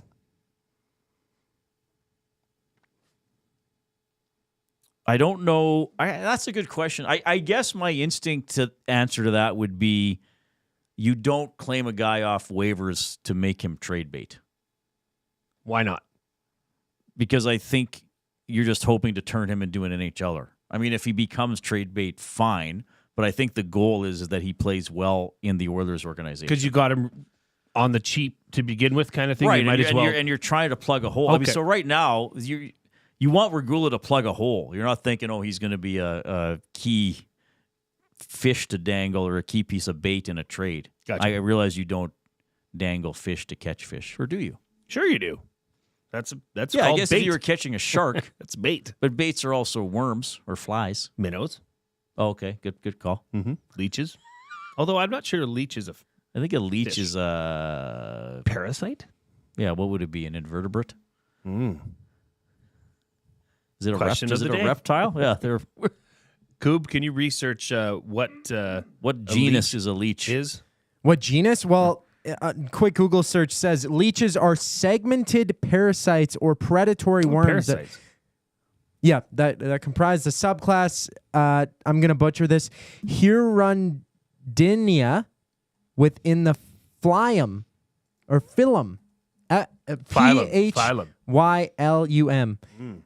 Adelina, or something like that. What he said. So they're a parasite. All right. The Wild may be without some big guns, but still have 3 very dangerous lines, a testament to their actual depth, as opposed to the Oilers' wafer-thin forward group. Would not surprise me if the Wild score 5 or 6 tonight against a fat and happy Oilers team. Well, I guess we'll see. I mean, here's the thing. The Oilers have not won 4 in a row yet this season, right? That would be cool if they could do that. Sorry, that came in from Roger. Yeah, I would agree that the Wild are still dangerous even without those players. I mean, they gave their top couple of lines. They're pretty good. The third line is still pretty solid. I wouldn't say the fourth line is as dangerous offensively. I guess I have no idea if the Oilers are going to play fat and happy tonight. I would hope not. It's only 3 games in a row. It's not like they've won 16 or whatever they got to last year, and they never got fat and happy during that long winning streak. I guess we can't know till how they're going to play. I think if the Oilers lose tonight, I mean, here's the thing. The Wild are good enough to beat them with the roster that they have. I just always have loved the term fat and happy. I love that. You just know what that means. But yes. If essentially, though, it is kind of contradicting.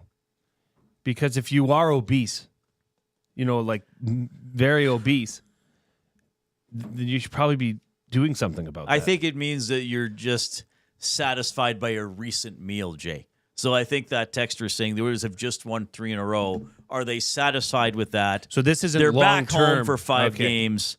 That maybe they don't give their maybe I'm their taking it best too effort literal. Tonight. Maybe a little bit. Okay. Bowman screwed up by letting Broberg and Holloway go, but at least he is trying to fill the holes. Kapanen may be a big win off waivers, and it sounds like regular might actually be able to play. is certainly better than Dermott. Well, it's the manager's job to keep trying to improve the team, right? So he can't, if he's not going to sit there and say, well, I guess I should have signed those guys. I mean, you got to keep making moves. Kapanen has been good. We were discussing this on yesterday's show, though. Is that a long-term second line? Draisaitl, Podkolzin, and Kapanen. To be fair, Podkolzin's been there a while now, but is Kapanen ultimately the other winger on that line? A month from now, is Kapanen still on that line, especially if Arvidsson is back? I think Arvidsson will eventually get another look there. But if Kapanen becomes a player who plays every night, then that is a waiver win for the Oilers. If Regula becomes a seventh defenseman that you're not terrified to put into the lineup, then that's somewhat of a win for the Oilers. I guess and perhaps this is cynical old curmudgeon Reid talking here, I don't expect a waiver wire pickup to be a home run. If your waiver wire pickup plays and contributes to your lineup, then that's good. That's a victory. That's as close to a home run as you're going to get. And man, maybe that's what that person is saying. Who do you think the best ever waiver wire I was just trying to think that. I mean, there's been some PTOs. Right. I mean, Alex Chason for a PTO was pretty good for the Oilers. A waiver, I'm probably missing someone obvious. Someone the Oilers got off waivers that turned out to be really significant. Now, when the Oilers were lousy, they could get guys off waivers and they could come in and play a lot. But that's right. Like if you're picking up someone off waivers and they're playing regularly on your team, then you've probably have a flaw in your team. There's a hole in your lineup, and that's what happened with Kapanen. You had Arvidsson get hurt, and he wasn't playing that great to begin with, and Jeff Skinner maybe not playing as well as you would like, so he gets to play. I think if we get deeper into the season and Kapanen's playing in your bottom six and is using his speed and maybe killing some penalties, then that's pretty good. That's pretty good. I don't think he can score enough to stay on the second line. Here's a few random waiver wire pickups. Okay. Stu Grimson. To which team? To the Chicago claimed him from Calgary. Okay. He was 25 years old, had played 4 NHL games, and seemed relegated to being a minor league enforcer. Interesting. Okay. Norm McIver was a waiver pickup from Ottawa right before the first season. 92-93. Okay, so after he'd been an Oiler. Steve Sullivan was claimed by Chicago after Toronto waived him. That might be one of the best. Manny Malhotra was claimed by Columbus off waivers from Dallas. Was Marty St. Louis waivers, or was he traded to waivers? I saw that on this list somewhere. What about Marco Rossi? The current guy? Yeah. No, he was drafted by the Wild. Wasn't he? That's not what it says here. Marco Rossi. I thought he was a high pick, man. Maybe. 9th overall by the Wild in 2020. Maybe, did they ever waive him? Matthew Knies? Oh, Knies. Knies was drafted too. But I'm just saying how they could have been waived. How they changed teams. Yeah, Rossi was not a waiver pickup. He was drafted. I don't know what they mean by that. Well, AI can go screw itself. Was he ever... Mark Recchi?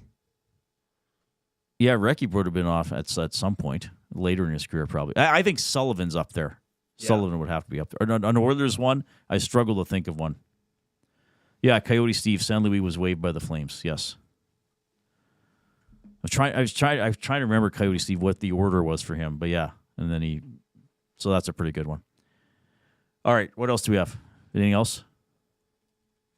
Yes? We do. Oh, yeah, right. I was watching the NBA Cup last night, and I have to admit, it seemed to have more juice than a typical game in December. Do you think the NHL would ever go with an in-season tournament that comes from Steve? I saw a bit of Golden State and Houston. That was a quarterfinal, right? So now they go to the semis in Vegas. These games... So these games are still regular season games, and then the semis are as well. The final is not a regular season game. Yes, thank you. We're well over 100 thumbs. Yeah. Keep them coming, though. Let's go for 130. Let's go for 130 and get to the word of the day. Would the NHL ever go for an in-season tournament? I don't know. Do you think it'd be neat if they changed all the divisions up, though? Said, north, west, east, south. Well, they do something different. Yeah. Because the NBA does. Yeah. They change the divisions, right? That They would have be cool. 6 divisions, so you'd have So the to, travel wouldn't be as intense. Right. So you could have like a Pacific Northwest division, maybe include the southern teams, but the East Coast you'd have to go southeast, northeast, and Canada. Maybe for an NHL Cup, instead of having... So the league structure is 4 divisions of 8. Maybe for the NHL Cup, they could have 8 divisions of 4. And the 8 division winners make the quarterfinals. Just for travel purposes, or keep them tight. Well, it wouldn't matter. Well, you can make the divisions whatever you want. If it wasn't... But they're going to count towards regular season, your standings anyways, right? Yes. The games. So I guess it wouldn't... But you could have a division, especially if it was only a single round robin, you could have a division of the Oilers, Islanders, Ducks, and Predators. And just say whenever those teams play each other before Christmas, they're NHL Cup games. I guess you just it'd have to be how it's framed, whether they have to play home and away. Yeah, no, I don't know. I think the NHL, in terms of in-season stuff, they're focused on having international games. So they're having the Four Nations face-off. They want to have the Olympics. They want to have a World Cup. So I think that would be their focus, to add some in-season spark. I don't know if they would ever have. And as Gary Bettman says, do you know how hard it is to make the schedule? Could you really have? Because the NBA has to do some rescheduling along the way, right? Once we get into the quarterfinals and the semis, they have to do some rescheduling to balance things out and say, okay, now these teams have played each other in a cup game that's also a regular season game. So now we got to move this around. I don't know if the NHL would be progressive enough to release a schedule of 76 games and then say we'll schedule the other 6 once we can around the NHL Cup. I don't think they would do that. Okay, but barring, entry restraints or scheduling, do you think it would be a good idea for the NHL? Because this texture seems to believe that the pace of play, the level of play is at a higher level in December than it would be if it was a regular season game. No. I don't know. It wouldn't. It is hard to compare the NBA and the NHL. Yeah, I don't know if it would do much for me. Maybe once I started seeing it. I mean, I know it's more competition. It's another little thing that some team could win. But I don't know. Does the NHL need an in-season tournament? I don't know. Does the NBA need one? Apparently, I guess they think they do, and I guess people are watching it. Chief Andy says, word of the day, mellifluous? Mellifluous.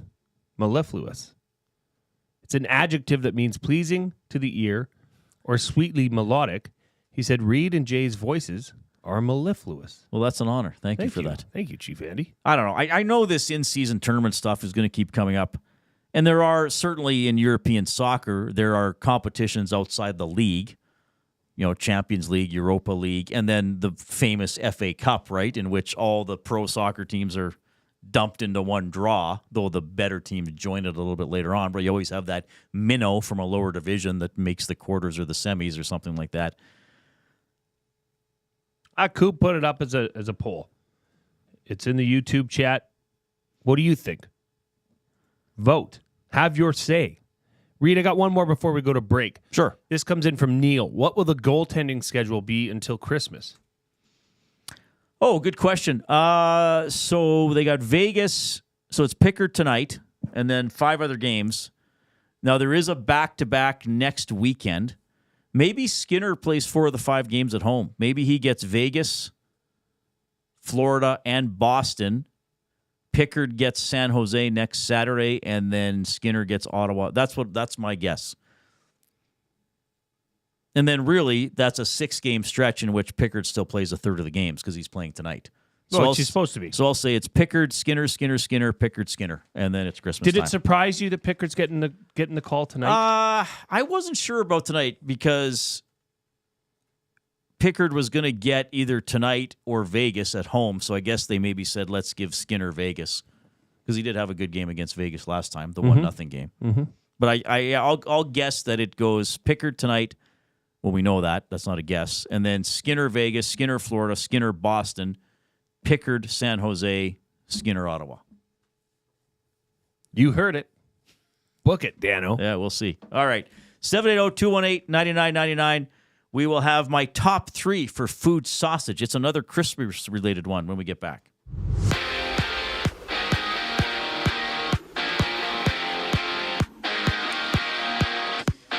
The Oilers have placed Travis Dermott on waivers before the 297s throw it down with Edmonton facing Minnesota. And you can tune in to the GCL Diesel Oil Stream pregame show with Tom Gazzola live from Boston Pizza Westgate across from West Ed at 5:30 right here on EST. And there's 14 other games around the league, seeing the Red Wings meet the Flyers, the Preds battle the Stars, with JT Miller making his return to the Canucks against the Panthers. Elsewhere, the Ducks are without Trevor Zegras against the Leafs tonight, as he's out 6 weeks after he underwent surgery to repair his torn meniscus in his right knee. Thursday night football action has the Rams 49ers with Lieutenant Eric down at the Century Casino Sports Bar and Lounge on Fort Road for the action. Kickoff goes at 6:15. And in basketball, the Raptors take on the Heat, having 3 games around the association. Reid's top 3 for Fuge sausage comes to you just after the break. I'm Zachary Kubusch, keeping you in the loop. Tommy Gunn's Barbershop is more than just a barbershop. It's a top-notch, tailor-made experience from check-in to check-out. Get a precision haircut, a classic shave, or a facial to step up your style. Just walk in, relax, and let Tommy Guns take it from there. Find comfort in knowing their team follows the code, which is their commitment to care for you as a customer. Check out Tommy Guns today, in-store or online at TommyGuns.com to bring out the best in you. Tommy Guns, where every cut is done right every time. Fuge Sausages makes their meat with nothing but the best local ingredients. From chicken, beef, and pork, their gluten-free sausages are packed with flavor. Every single bite. Get a 10% discount when mentioning Edmonton Sports Talk in-store or use the code EST when shopping online at fugesausages.ca. Plus, you get free delivery on orders of $100 or more. Find them at 6736 99th Street. Fuge Sausages. You can't beat our meat. At Mind360, we invite you to embark on your mental health journey in a safe and comfortable space. Conveniently located in St. Albert, Mind360 has a diverse team of experienced clinicians that offer a broad range of tailored services for children, adults, and families. Furthermore, we are very proud to serve our military, veterans, and first responders. If you're looking for counseling, treatment, or assessment, understand that you are not alone. Contact Mind360 at mind360.ca to book an appointment today.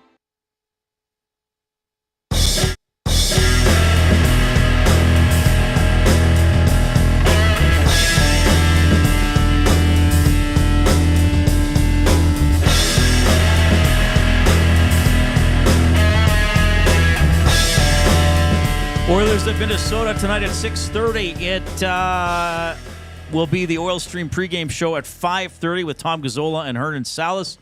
Hernan is here getting ready for the show. Tom is setting up at Westgate BP. That's the one by West Edmonton Mall. And Tom will do a hit with us at around 5:20 this afternoon to help tee that up. Portions of this hour presented by the Canadian Brewhouse. NHL lives at the Canadian Brewhouse. Every Oilers game day, get $1 off tankards of Molson Canadian and Coors Light.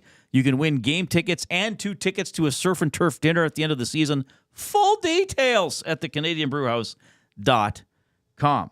Pickard in net, Gustafsson in net for the Wild, who are without Zuccarello, Eriksson Ek, and Brodin. Thanks for your text. Do we have another one? Yeah. Andrew says, is it fair to say, just because it's topical to what we were talking about here, is it fair to say Regula is more of a Josh Brown replacement than a Dermott replacement, but Dermott has to go down because of the cap? Well, I never thought of it that way. I just think I just think they're searching for a number 7. Well, Brown has never really been the number 7. What did he play, 3 games? I don't know. I never thought of it that way, who he's specifically replacing. I guess for the time being, he's taking Dermott's spot. But he's replacing one of those guys. They're hoping he's better than at least one of those guys. Yeah, I'd say that's fair. I never thought of it that way specifically. I just thought since they're waiving Dermott, that's kind of who they're seeing if he's better than. Well, they think Dermott is better than Brown, clearly. True enough. All right. Hey, what? You should do the Fuge sausage Reid as John McClane. No, not as John McClane. As Hans I don't Gruber. know if I could do the. I'll try it. Food sausages are the best sausages you will ever eat, McLean. Locally made, packed full of flavor. Order online or visit them in store. 6736 99th Street. Take advantage of their EST discount. Sometimes you really got to talk through the teeth. Yes, that's right. Get 10% off your order, McLean, by entering the online code EST or mention EST in store. Free delivery in Edmonton on orders over $100. As Food Sausage says, McLean, you can't beat our meat. I think that was fantastic. Wow. Well done, Reid. I did not know he was going to ask me to do that. Kind of put you on the spot there, and you delivered. Well, the worst thing I could do is look extremely foolish, and I'm used to that. Our off-topic topic earlier for William Huff, by the way, most stressful thing about Christmas. Did we get any submissions on that? Or were people too stressed out and busy? I don't recall. I don't know if we seeing actually one. got any on that. That's okay. So we have, and Jay and I kind of did this together earlier, the top 3 overrated Christmas foods / treats. Foods and or treats. Yeah. So there are things that generally come out usually at Christmas. Some of these things could be consumed at other times of the season, I suppose, but they're generally really prevalent at Christmas time. So it's our top 3 with some bonus ones, and we want you guys to contribute as well. Overrated Christmas foods or treats. Koob, you can jump in as well. But I said this one right away, and that is the candy cane. I find candy cane super annoying. So you go somewhere and you get a candy cane. Oh, here, take a candy cane. All right, well, it's this hook-shaped piece of candy. I'm not going to eat that all in one sitting. Once you open it, it's what are you going to do with it? Wrap it up and leave it in a bag somewhere. I guess you could smash it and then treat it like a bunch of mints that you might have, but it's just an awkward thing to eat. And I'm going to tell you something about candy canes. I don't find them that tasty. Me neither. I'm not a fan. In fact, we usually search out and try find. You can usually find them earlier in the Christmas season. Is like the strawberry flavored candy canes. Oh, really? Not the mint. Yeah, it's time to change up. If the candy cane went away, I would neither notice nor care. Let's put it this way. We've had the same, 20, 25 candy canes that go on the tree for the last 4 years. We just leave them wrapped. They go back in the bins after Christmas is done and get put up the next year.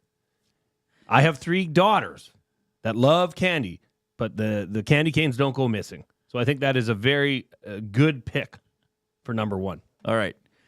The second one, I'm going to hand the reins over to you because you said this one, and that's fruitcake. Yeah, it's disgusting. It's gross. I don't think it's a cake. It is more like a bread and a dried out bread. Yeah. To be clear, I think that the dehydrated fruit that's used in it draws all of the moisture out of the bread or cake. Right. And just what do you put on it? But you don't eat it with ice cream. It's kind of in its own category. And it's just not good. I don't even know what that fruit is in there. I don't know. Dates? Add them to the list of awful foods around Christmas time. Remember the little monkey that died in Raiders of the Lost Ark because it ate the poisoned dates? Or was that figs? No, it was dates. Rest in peace. It was dates. I don't know. Prove me wrong. Tell me that I must be have had the wrong fruitcakes, but I don't get it. Just when I see it, I'm like, that's not appetizing. I don't want to eat that. I'll eat It's like something when else. somebody brings like a Jell-O marshmallow dessert. You know, like Jell-O with miniature marshmallows in it. It looks like an alien. Like, what are we doing? Nobody wants that. Here's an interesting one. Mex Bezozu says, eggnog is overrated. I don't want to drink nutmeg-flavored egg milkshake. I enjoy eggnog, but I can understand that perspective. Nash says, we go through boxes of tree candy canes every year. Wow. Let's just say this. Eggnog is a vessel for rum. It's a way to have a rum drink. Oh, I see what you're saying, yeah. At the Christmas season. Coyote Steve also said eggnog overrated. Fair enough. The next two... Sorry, did you have something? There's lots of people adding in what they're... So maybe we'll wrap it. Or I'll say a couple here. Hula Boy Steve says the most stressful thing about Christmas is travel. And that is a strong contender. Brett P says eggnog, number 1. So that's 2 for eggnog. So people don't like... Wow, I'm surprised. Rob from the Grove, winner today. Going to Bobby Smith's Hudson's. for Christmas, I heard. Hey, guys, I got to say candy bark. It's with some kind of icing, maybe some crackers and other stuff on top and some chocolate. No thanks. Oh. I don't know what candy bark is. Yeah, my mom made the chocolate bark, and which was very popular here at EST. That's legendary stuff. Yeah, it's very simple, and it involves crackers and a chocolate topping, but no candy stuff on top. Nacho Man, and there is a brand. What is this? What's the brand? Right, All Sorts. Oh, those weird-looking candies. The gross yellow like all and the black reject candies. Licorice candy. Who invented a bag of a bunch of candies that are all different and you don't know what you're going to taste? So Max Bezozu says, so is Coke a vessel for rum? No, I'm not saying Coke you can have on your own. I enjoy a nice cold glass of Coca-Cola over ice. Eggnog, I don't enjoy. I would never search. I would never go to a local establishment and, hey, what do you want to have for a drink? Oh, I'll have an eggnog. You wouldn't. You know, I'll get a carton of eggnog. Yeah, and sip it. It's a nice little treat, I guess. Right. Yeah, I just think that it's usually a way to have some holiday cheer. Right. No, that's fair enough.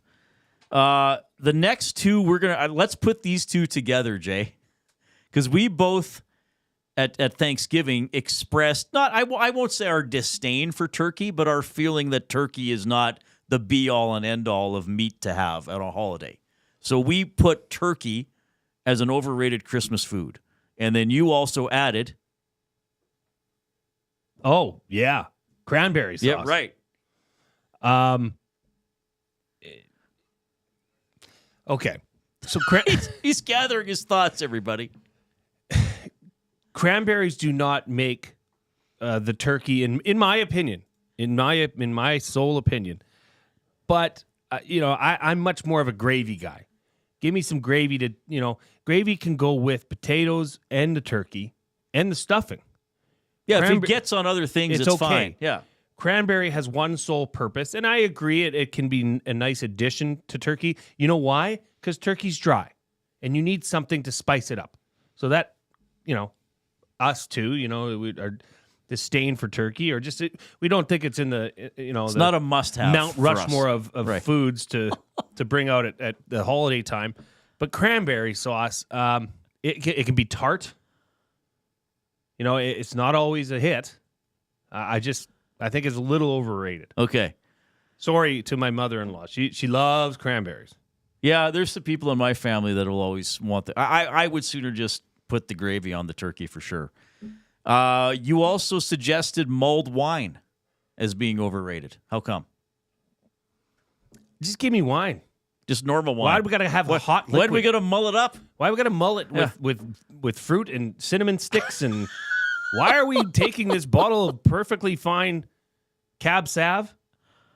Hey, Hernan, some Cab Sav, and warming it and putting cinnamon sticks and spices in it and cloves. I don't know. I don't need What if it was a Kirk Muller wine? Or what if Kirk Muller made a Muller's mulled wine? I don't need mulled wine. I need wine so I can mull over my thoughts. Coyote Steve says King Henry VIII. We had remember last week I had not the 8th for Derrick Henry as the mystery athlete. King Henry VIII decided to swap out his traditional goose for a turkey on Christmas Day. After this, King Edward VII took to the delicacy and popularized having turkeys for Christmas. Coyote Steve, I did not know that. Dr. Nutsy Dielson says, would you consider turkey a vessel for stuffing? No. I'm very outspoken on stuffing. Is that on the list?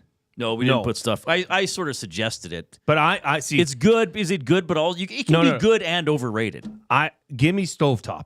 Okay. I don't need the fancy stuff that you take the bread and the celery and the carrots and just give me a stovetop package and I could eat that with KFC, for goodness. I do not, it's a vessel for good taste. KFC for Christmas could be a viable option. I'm in. Okay, and then another one, Jay suggested this, but then that sparked something for me. And as people know, if they've listened, my mom's side of the family is of Ukrainian heritage. So is my mom. And you're right. And for my foods Zach, to you got serve, that picture? For foods to serve, as part of the Christmas draft this morning, I said cabbage rolls and pierogies, holubchi and pitahaya. Classics. Now, but I don't like all the Ukrainian food. And there is a dish, it's called kutya, and it's served cold, usually as one of the first, it might even be the first course. What is it? The wheat kernels? What is it called? Sweet wheat porridge with poppy seeds served with cold. Poppy seeds. And it's that very specific brown color. And some people in my family love it. Like they'll get 2 bowls. This would more be served, I guess. Well, you can serve it whenever you want. But if we do a Ukrainian Christmas or a combo, this one is always there. I cannot stand kutya. I wouldn't try it for the longest time just because of how it looked. So here's a funny story from my Ched days on Inside Sports. So several years ago, I was going to Ukrainian Christmas dinner after Inside Sports. Like I was going to get there after 8 and get whatever. And I said that I didn't like kutya, right? And this guy on the text line got extremely offended and basically said I was discriminating against Ukrainian people. So I wrote him back and I said, hey, man, like, just to be clear, I have Ukrainian ancestry and I like a lot of Ukrainian food. I'm just talking about one dish that I don't like. And he was furious. Like I know you can't always tell tone on the text line, but he went on and said, would you dare to come on air and say that you don't like haggis? And I was like, yes, if I didn't like haggis, I would say I don't like haggis. I'm not saying I don't like Scottish people or any ethnicity. This is just a food discussion. And he kept coming at me, and I finally said, my boss is Sid Smith. Here's his email. And he emailed Sid Smith that I should be dismissed from my duties because of my personal, not racism, food. Whatever it would be called, my discrimination against Ukrainian people. It's a food preference. So Sid was like, yeah, I heard what you said. Like, you weren't being mean, and you said you're Ukrainian. And he's like, don't worry about it. But yeah, that's kutya. I think part of the kutya, I guess, disdain is that you were forced to eat it as a child. And that's a tough dish to look in the face as you're sitting down for Christmas Eve dinner. The meatless dishes, those are all great. That's a tough one to start, and it always is at the start. That was just Derek V says, as a fellow Ukrainian, kutya is also not a favorite of mine. Matthew Awanik says, kutya is delicious. You either love it or hate it, no in between. MB says kutya is the best. Yeah, some people like it for sure. Some people like it for me. I would consider it overrated. Yeah, and like it away. We're not trying to stop anybody. No. It's our list. Make fun of me. It's our list, and we're not alone. Stovetop box, Commissioner Quinn. This guy stinks. All right, these have been fun. Some Christmas themed top 3s for food sausage here on the Reid Wilkins Show with Jay Milne. We are with you for another half hour, and then it's the Oil Stream pregame show to set up the Oilers on the Wild. We're in striking distance of word of the day. If you haven't hit the thumbs up, we're at 1:15, and we need to get 1:30 because it's a shortened show. Yeah, we got to get there quick. I've got a spicy one. All right, here comes a break and then the Coop. Get all the latest news and takes on everything Oilers with Dustin Nielsen and Tom Gazzola on the Oil Stream. Live at noon, Monday, Wednesday, and Fridays. Only on EdmontonSportsTalk.com. In life, it takes a village. From childhood to your golden years, we all need support. At Capital Care Foundation, we've built that village for our 2,100 seniors. Join us in creating a nurturing environment that feels like home and fosters community connections. Your donation makes a difference. Visit capitalcarefoundation.net today and become a vital part of our village. Because together, we can make every stage of life a shared journey. Be a part of the journey. Support Capital Care Foundation. Since 1952, William Huff has been the heartbeat of Edmonton's advertising world. From humble beginnings to a citywide powerhouse, we've been the go-to for signage from print to design and installation. Partnering with Edmonton's top sports franchises and major events, we've helped shape the city's global reputation. Our secret? Unmatched customer service, decades of experience, and a passion for excellence we call the William Huff Advantage. Visit us online at williamhuff.com. You've always known GCL Diesel as the experts in diesel fuel systems, but did you know that GCL is also your source for turbochargers and turbo repair? As a turbo supplier for Garrett, Borg Warner, and Holset, GCL can provide genuine original equipment turbos at wholesale prices. Whether it's diesel, gas, natural gas, or performance, we can provide you with the turbo or custom repair you require. Turbo questions? We've got turbo answers. Visit us in the West End or online at GCLDiesel.com. GCL Diesel, turbochargers, understood.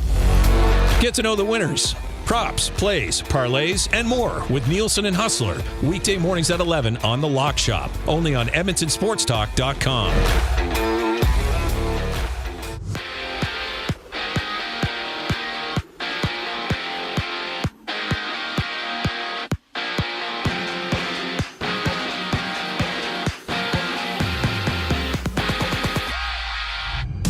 The Edmonton Oilers have placed Travis Dermott on waivers ahead of their game against the Wild, and you can join Tom Gazzola and Hernan Salas for the GCL Diesel Oil Stream pregame show live from Boston Pizza Westgate at 5:30 right here on EST. And 5 games are just about to get underway, seeing the Penguins drop the puck against the Canadiens, Ducks and the Maple Leafs along with the Kings matching up against the Devils. And Thursday Night Football has Isaac Guerrero, Nick Bosa, and Dre Greenlaw returning for the 49ers when they kick off with the Rams, where you can join Lieutenant Eric down at the Centric Casino Sports Bar and Lounge for a 6:15 start. Basketball sees 3 games, including the Raptors, on the court against the Heat. The Reid Wilkins Show with Jay Milne continues right now. I'm Zachary Kubusch, and you're up to date.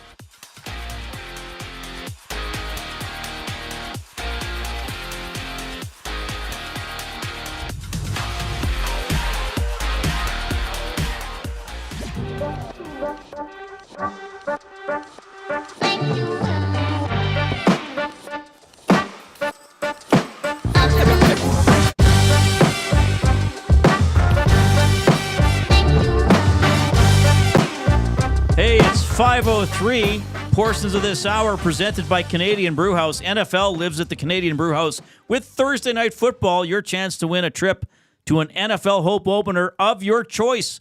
$1 off tankers of Bud Light and Budweiser. Details at thecanadianbrewhouse.com. Oilers game with the Thursday night, what is it? Rams Niners? Yeah. You asked me as a Seahawks fan who I want to win. I think I'd have to go with the Niners, right? Because if the Rams were to win, they would tie the Seahawks in wins. And the Seahawks very likely will lose on Sunday night. I was trying to think, what day of the week is that? On Sunday night against the Packers. So I'll say Niners. It's pretty much a pick'em game tonight. San Francisco is favored by 2.5 points. Did that surprise you? It did to me because LA is hot. They traditionally get hot at this time of the year. Matt Stafford has not thrown an interception in the last 4 games. Compare that to 10 touchdowns. They looked extremely efficient on offense in their game against Buffalo last week, the 44-42 victory. I was saying the Rams still worry me if they can get in. They had a good they're D-line. A team you don't want to deal with. And they play the Seahawks in the last game of the season, so that worries me as a Seahawks fan if they go in tied or with the Rams just a game behind for the division. I would say for the Rams, this is a can't lose. And for the Niners, it's a must win. I would say. Because you're pretty much eliminated. There seems like two teams that are going in the opposite directions. I mean, the 49ers beat up on the Bears last week, 38-13. What do you say about that? I don't know. San Francisco has had the lead in all 4 of their NFC West battles this year, but they've lost 3 of them. They've only won 1 of them. So the Seahawks are 8-5, Rams 7-6, Cardinals and Niners both 6-7. Yeah, a loss would pretty much do in the Niners' playoff hopes, I would think. If the Rams win, they go to 8-6. Seahawks, I think, probably will lose on Sunday. Then they would actually have the division lead because they beat the Seahawks earlier this season, quite soundly. We are 7 away, Reid, from our goal of 130 thumbs up on YouTube. We should hold. No, people are putting in foods they won't eat. Charlie won't eat escargot. Somebody didn't want haggis. Coyote Steve, hey Jay, FYI, in Japan at Christmas, there's Santa trees and presents. The Christmas lunch table is KFC. Interesting.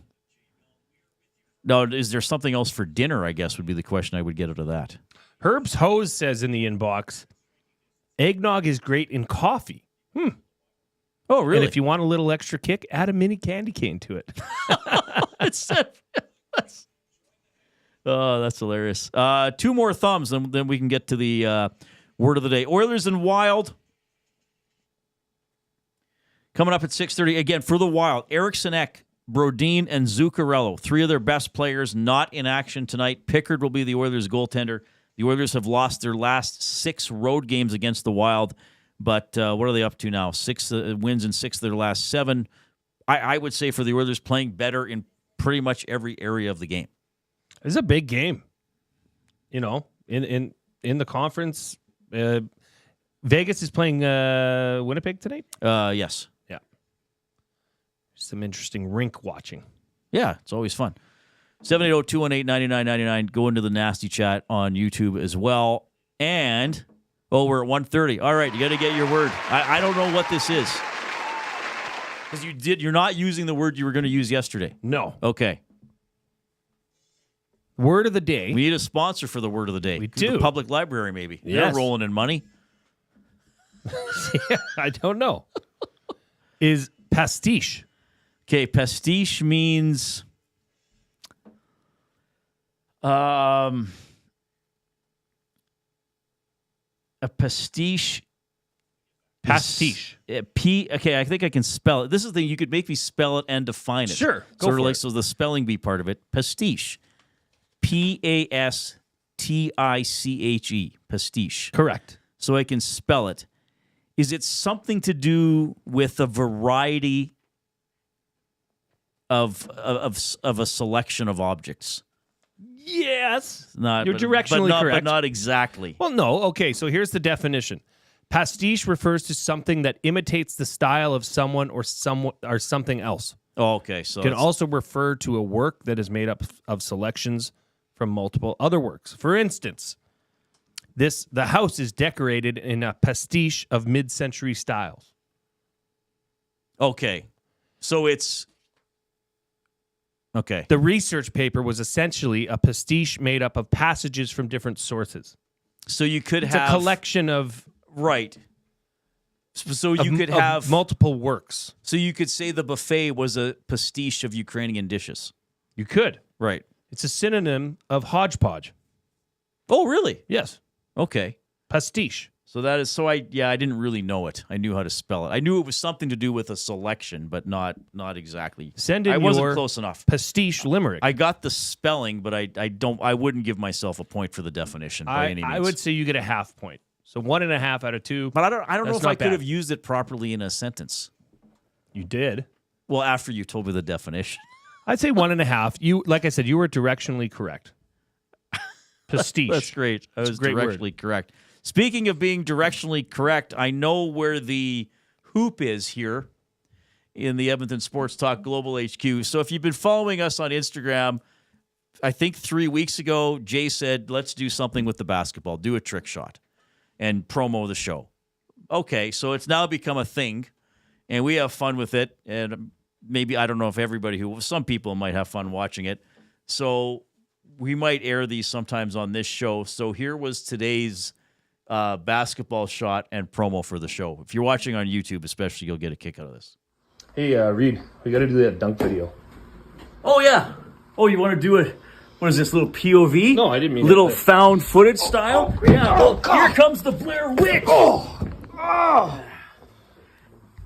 Reid Wilkins Show, 3 to 5:30 this afternoon, getting you ready for the Oilers against the Minnesota Wild. And what's your most overrated Christmas treat? Talk to you soon. All right, so that was... I think Jay, that was one of the best. I really do. Well, Jay said, let's do one where you come at me and dunk on me, but it's from my perspective. Hey, so Reid, I said, okay. we got to do that dunk video. So I said, okay, I'll do that. And then I said, are we doing it like found footage? And he's like, yeah, okay, whatever that is. And I said, well, like, Blair Witch Project. So then when I dunked, I decided I'll yell out, there's the Blair Witch for you or whatever. Here comes the Blair Witch, which really has nothing to do with basketball, isn't a play on words for dunking. Like, for example, earlier this week, I said, if you go Christmas shopping, don't forget your stocking stuffer, and I dunked on the word stuffer. Yeah. Stuff, dunk, another word for that. The jam thing with Matthew Awanek when he said, I like my mom's Christmas jam, and I roared into the frame and said, here's your jam, Mr. Awanek. Blair Witch, nothing to do with dunking, but it is a found footage movie. I think the character is starting to get a little over-aggressive. Because it's not really me. It's a guy, it's like an office guy who really likes dunking. I mean, he already had the basketball in his hands when you call them out to dunk, and he's so eager to dunk. He can't help himself. He just has to dunk at any opportunity. People around the hoop, someone in his way, a way to make a quip out of it, he's going for it. It doesn't matter. He's going to dunk. He's going to dunk one way or the other. That was fun. We're in the James H. Brown studio. James H. Brown, personal injury law firm, the heavy hitters of injury law with over 200 years of experience. James H. Brown will get you the settlement you deserve. Visit them at jameshbrown.com. Book your private consultation today. Do we have any other overrated foods or Christmas stresses coming in? No, but there was a question about the draft today. Sure. And the question came in from Mitchner. It said, Reid, have you ever been to the Rose Bowl? No. And why did you decide to take it? Because the category is Christmas entertainment. And, I mean, I suppose I could have taken the national championship game, but that's far enough after Christmas. Like, that's in the third week of January. So, because now the 6 big bowl games are the quarterfinals and semifinals leading up to the national championship game. But I think the Rose Bowl is the most well-known of all the bowl games. And you get to watch a game in a sunny location that has all the pageantry surrounding it. We don't know who's going to be in it, right, because of the playoff format this year. Actually, one team might be determined already, the one team that gets a bye into the quarters. But I just decided, I think the other guys picked bowls that based on humorous names or silly sponsors, but I thought, let's pick a game you'd actually enjoy sitting down and watching for the tradition and the quality of football. Oregon's going to be the one team in it, and then they'll play another team who's going to have won a quarterfinal. So, and Oregon's the number one team in the country, right? So there's even more cachet to it this year. That's the why granddaddy of them all. Yeah, it's the granddaddy of them all. It's New Year's Day. It's like clockwork. The sun is up when the game starts. It's dark when the game ends. The bowl is full. It's usually Western, used to be Big Ten, Pac-10. Yeah. Right? Just beautiful. The Rose Bowl parade is a sight. We always try to get that in. Rose Bowl. I mean, it's the best. Yeah, I just thought it was the safest pick of them all. It'll be against either Ohio State or Tennessee. So if Ohio State wins, it would be Pac-10, Big Ten. as the tradition allows. Who'd you say? Oregon? Oregon. Oregon's in. They have the bye into the Rose Bowl. Oregon's Big Ten. Oh, yeah, they're now big. Of course, the Pac-10 doesn't exist. It doesn't. What am I talking about? It's a Pac-2. Here's my goof up. My God. People are like, is Reid going to live in 1987 So it is for the rest of his life? It's a playoff game. Yes. So Ohio State, Oregon, it would have, in a few years ago, it would have last year. Yeah, even last year, I guess. God, I feel so dumb. We've got our Chief Andy says Christmas stress. In quotations, expectations. You don't know what others expect, and you yourself don't know what to expect. Say that again? He said Christmas stress is expectations. Oh. You don't know what others expect, and you yourself don't know what to expect. Yeah, that's a good one, Andy. I think those come along the lines with get-togethers. You know, what are we getting ourselves into? What kind of get-together is this? Yeah. And if it's family, it may be people you have not seen since the previous Christmas. What are we going to talk about? Oh, what have you been up to over the last year? Well, I don't know. Like, where do you start? Well, you'll have a great answer this year. You've had a major change in me too. Yeah, I think I've talked to most people about that if they care. But that's true. We've got our first ever pastiche limerick. Oh, good. This came in from Corey B. In a town where the snowflakes do fall, a pastiche of joy fills the hall. With carols and cheer and loved ones so near, it's the best time of year for us all. Well done, good. Corey B. That's pretty good. Yeah, the limericks are getting quite good. The quality has increased since they started. Okay, so here's what's going to happen. On New Year's Day, the Rose Bowl, Oregon will play either Ohio State or Tennessee. The Peach Bowl, Arizona State will play either Texas or Clemson. The Sugar Bowl, Georgia will play either Notre Dame or Indiana. The Fiesta Bowl will be Boise State against either Penn State or SMU. And then the semifinals are the Cotton Bowl and the Orange Bowl. So I would take the Rose Bowl out of those. You got the number one team against either Ohio State or Tennessee, other traditional big football schools. Yeah, it's elevating those bowl games now to a meaningful game where the winner moves on, right? I'm all for this playoff, by the way. The only thing that bugs me about it, of course I have to have something that bothers me about it. So the conferences are bigger, right? And there's more big game matchups throughout the year. So now winning your conference to me is almost like you should get straight into a Final Four, which they had for previous years. And then there was controversy, the 5-6 teams are pretty good. They just didn't play these other schools. Well, now it's the SEC is huge, right? The Big Ten is a huge conference. So are you saying by this that Alabama should have got in? No, I'm saying that they should have kept it at 4 teams and just had the 4 biggest conference champions play in the semifinals. Well, no, because, Ashton Genty, who's a Heisman candidate, probably second in the nation behind Travis Hunter, is from Boise State, who's having an incredible year.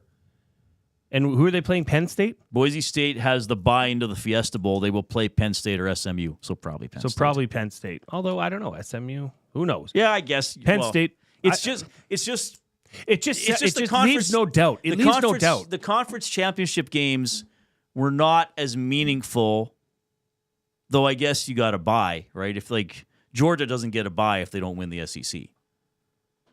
Because they beat Texas, right? Well, I think it's all the conference winners get the bye. Well, the 4 best, the 4 highest ranked conference champions get a first round bye. So if you're the number 2 team in the country in the voting, but you're the second place team in your conference, then you'd probably get the 5th seed in the tournament, right?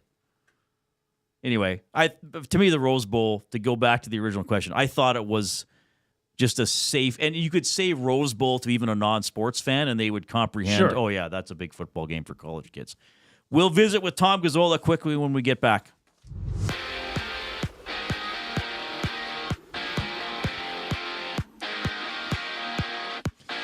Travis Dermott hit waivers from the Oilers earlier today as they're getting set to face Kirill Kaprizov in the Wild, having Calvin Pickard get the start in between the pipes. And you can catch Tom Gazzola live at Boston Pizza Westgate for the GCL Diesel Oil Stream pregame show, which airs in just about 10 minutes right here on EST. And there's 5 other games ongoing in the NHL, seeing the Canadiens up 1-0 over the Penguins, the Red Wings battling the Flyers, and the Capitals meeting the Blue Jackets, having Montreal score the only goal with all of those games early in the first. In the NFL, Isaac Guerrero, Nick Bosa, and Dre Greenlaw slot back in for the 49ers when they play the Rams, having Lieutenant Eric watching the game at the Central Casino Sports Bar and Lounge off Fort Road. Kickoff for that one goes at 6:15. While on the court, the Raps battle the Heat on a 3-game NBA slate. Tom Gazzola joins the Reid Wilkins Show on the other side of the break. I'm Zachary Kubusch, keeping you up to date.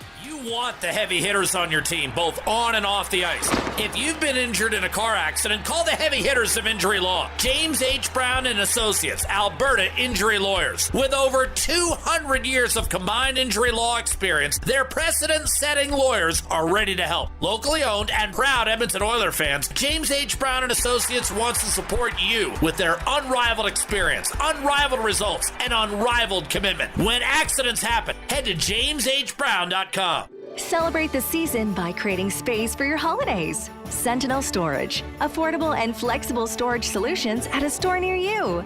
Shop Canadian, store Canadian.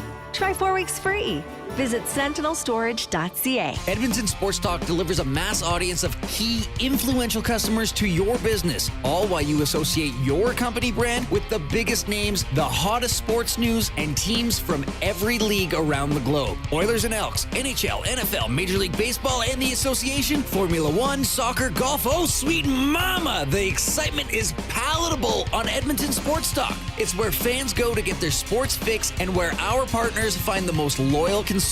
Contact us today and see how our team on Edmonton Sports Talk can score the biggest goals for your business. With various advertising options available, email business@edmontonsportstalk.com or head to our website and send a message at edmontonsportstalk.com. Hey Edmonton, ready to take advantage of lower rates and better pricing? South Fort Chevrolet in Fort Saskatchewan has you covered. From rugged trucks to sleek SUVs. And with over 40 years in business, you can trust that you're getting the best deal on your new ride. As the proud title sponsor of the Nielsen Show, EST listeners can drive a little to save a lot with South Fort Chevrolet's transparent pricing and down-to-earth sales team. Visit us today in Fort Saskatchewan or online at southfortchev.com.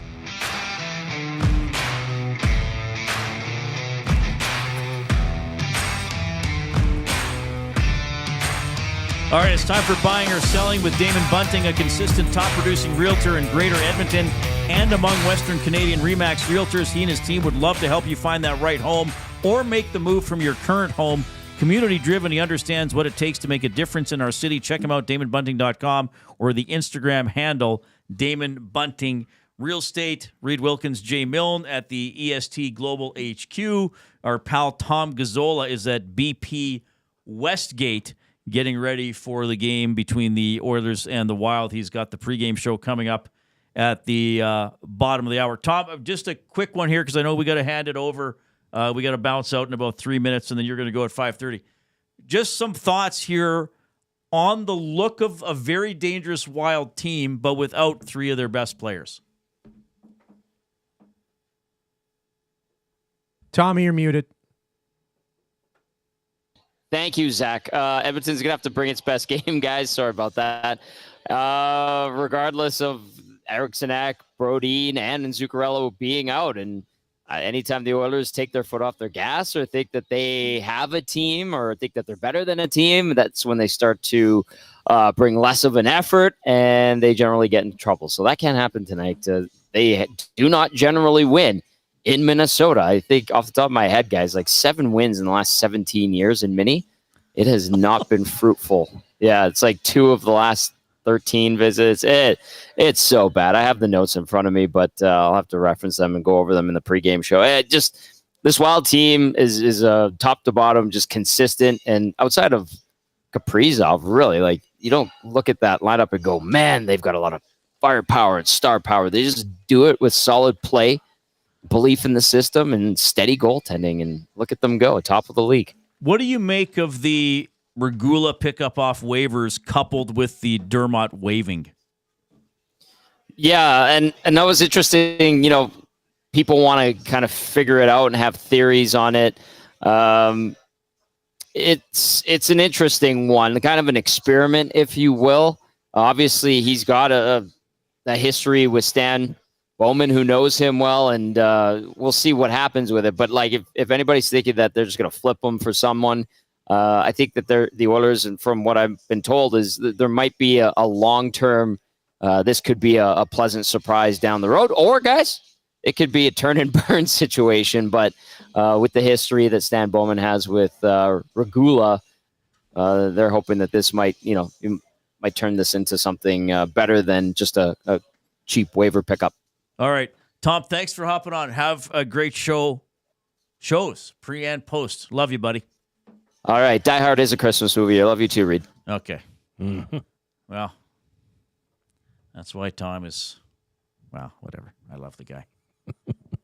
Yeah, he's up next with Hernan as well. Fun show, everybody. 140 thumbs up on YouTube. Well done. We really appreciate Well that. done, We got everybody. our word of the day. Had a lot of great chat. Thanks to Zachary Kubusch, our technical producer and sports update deliverer.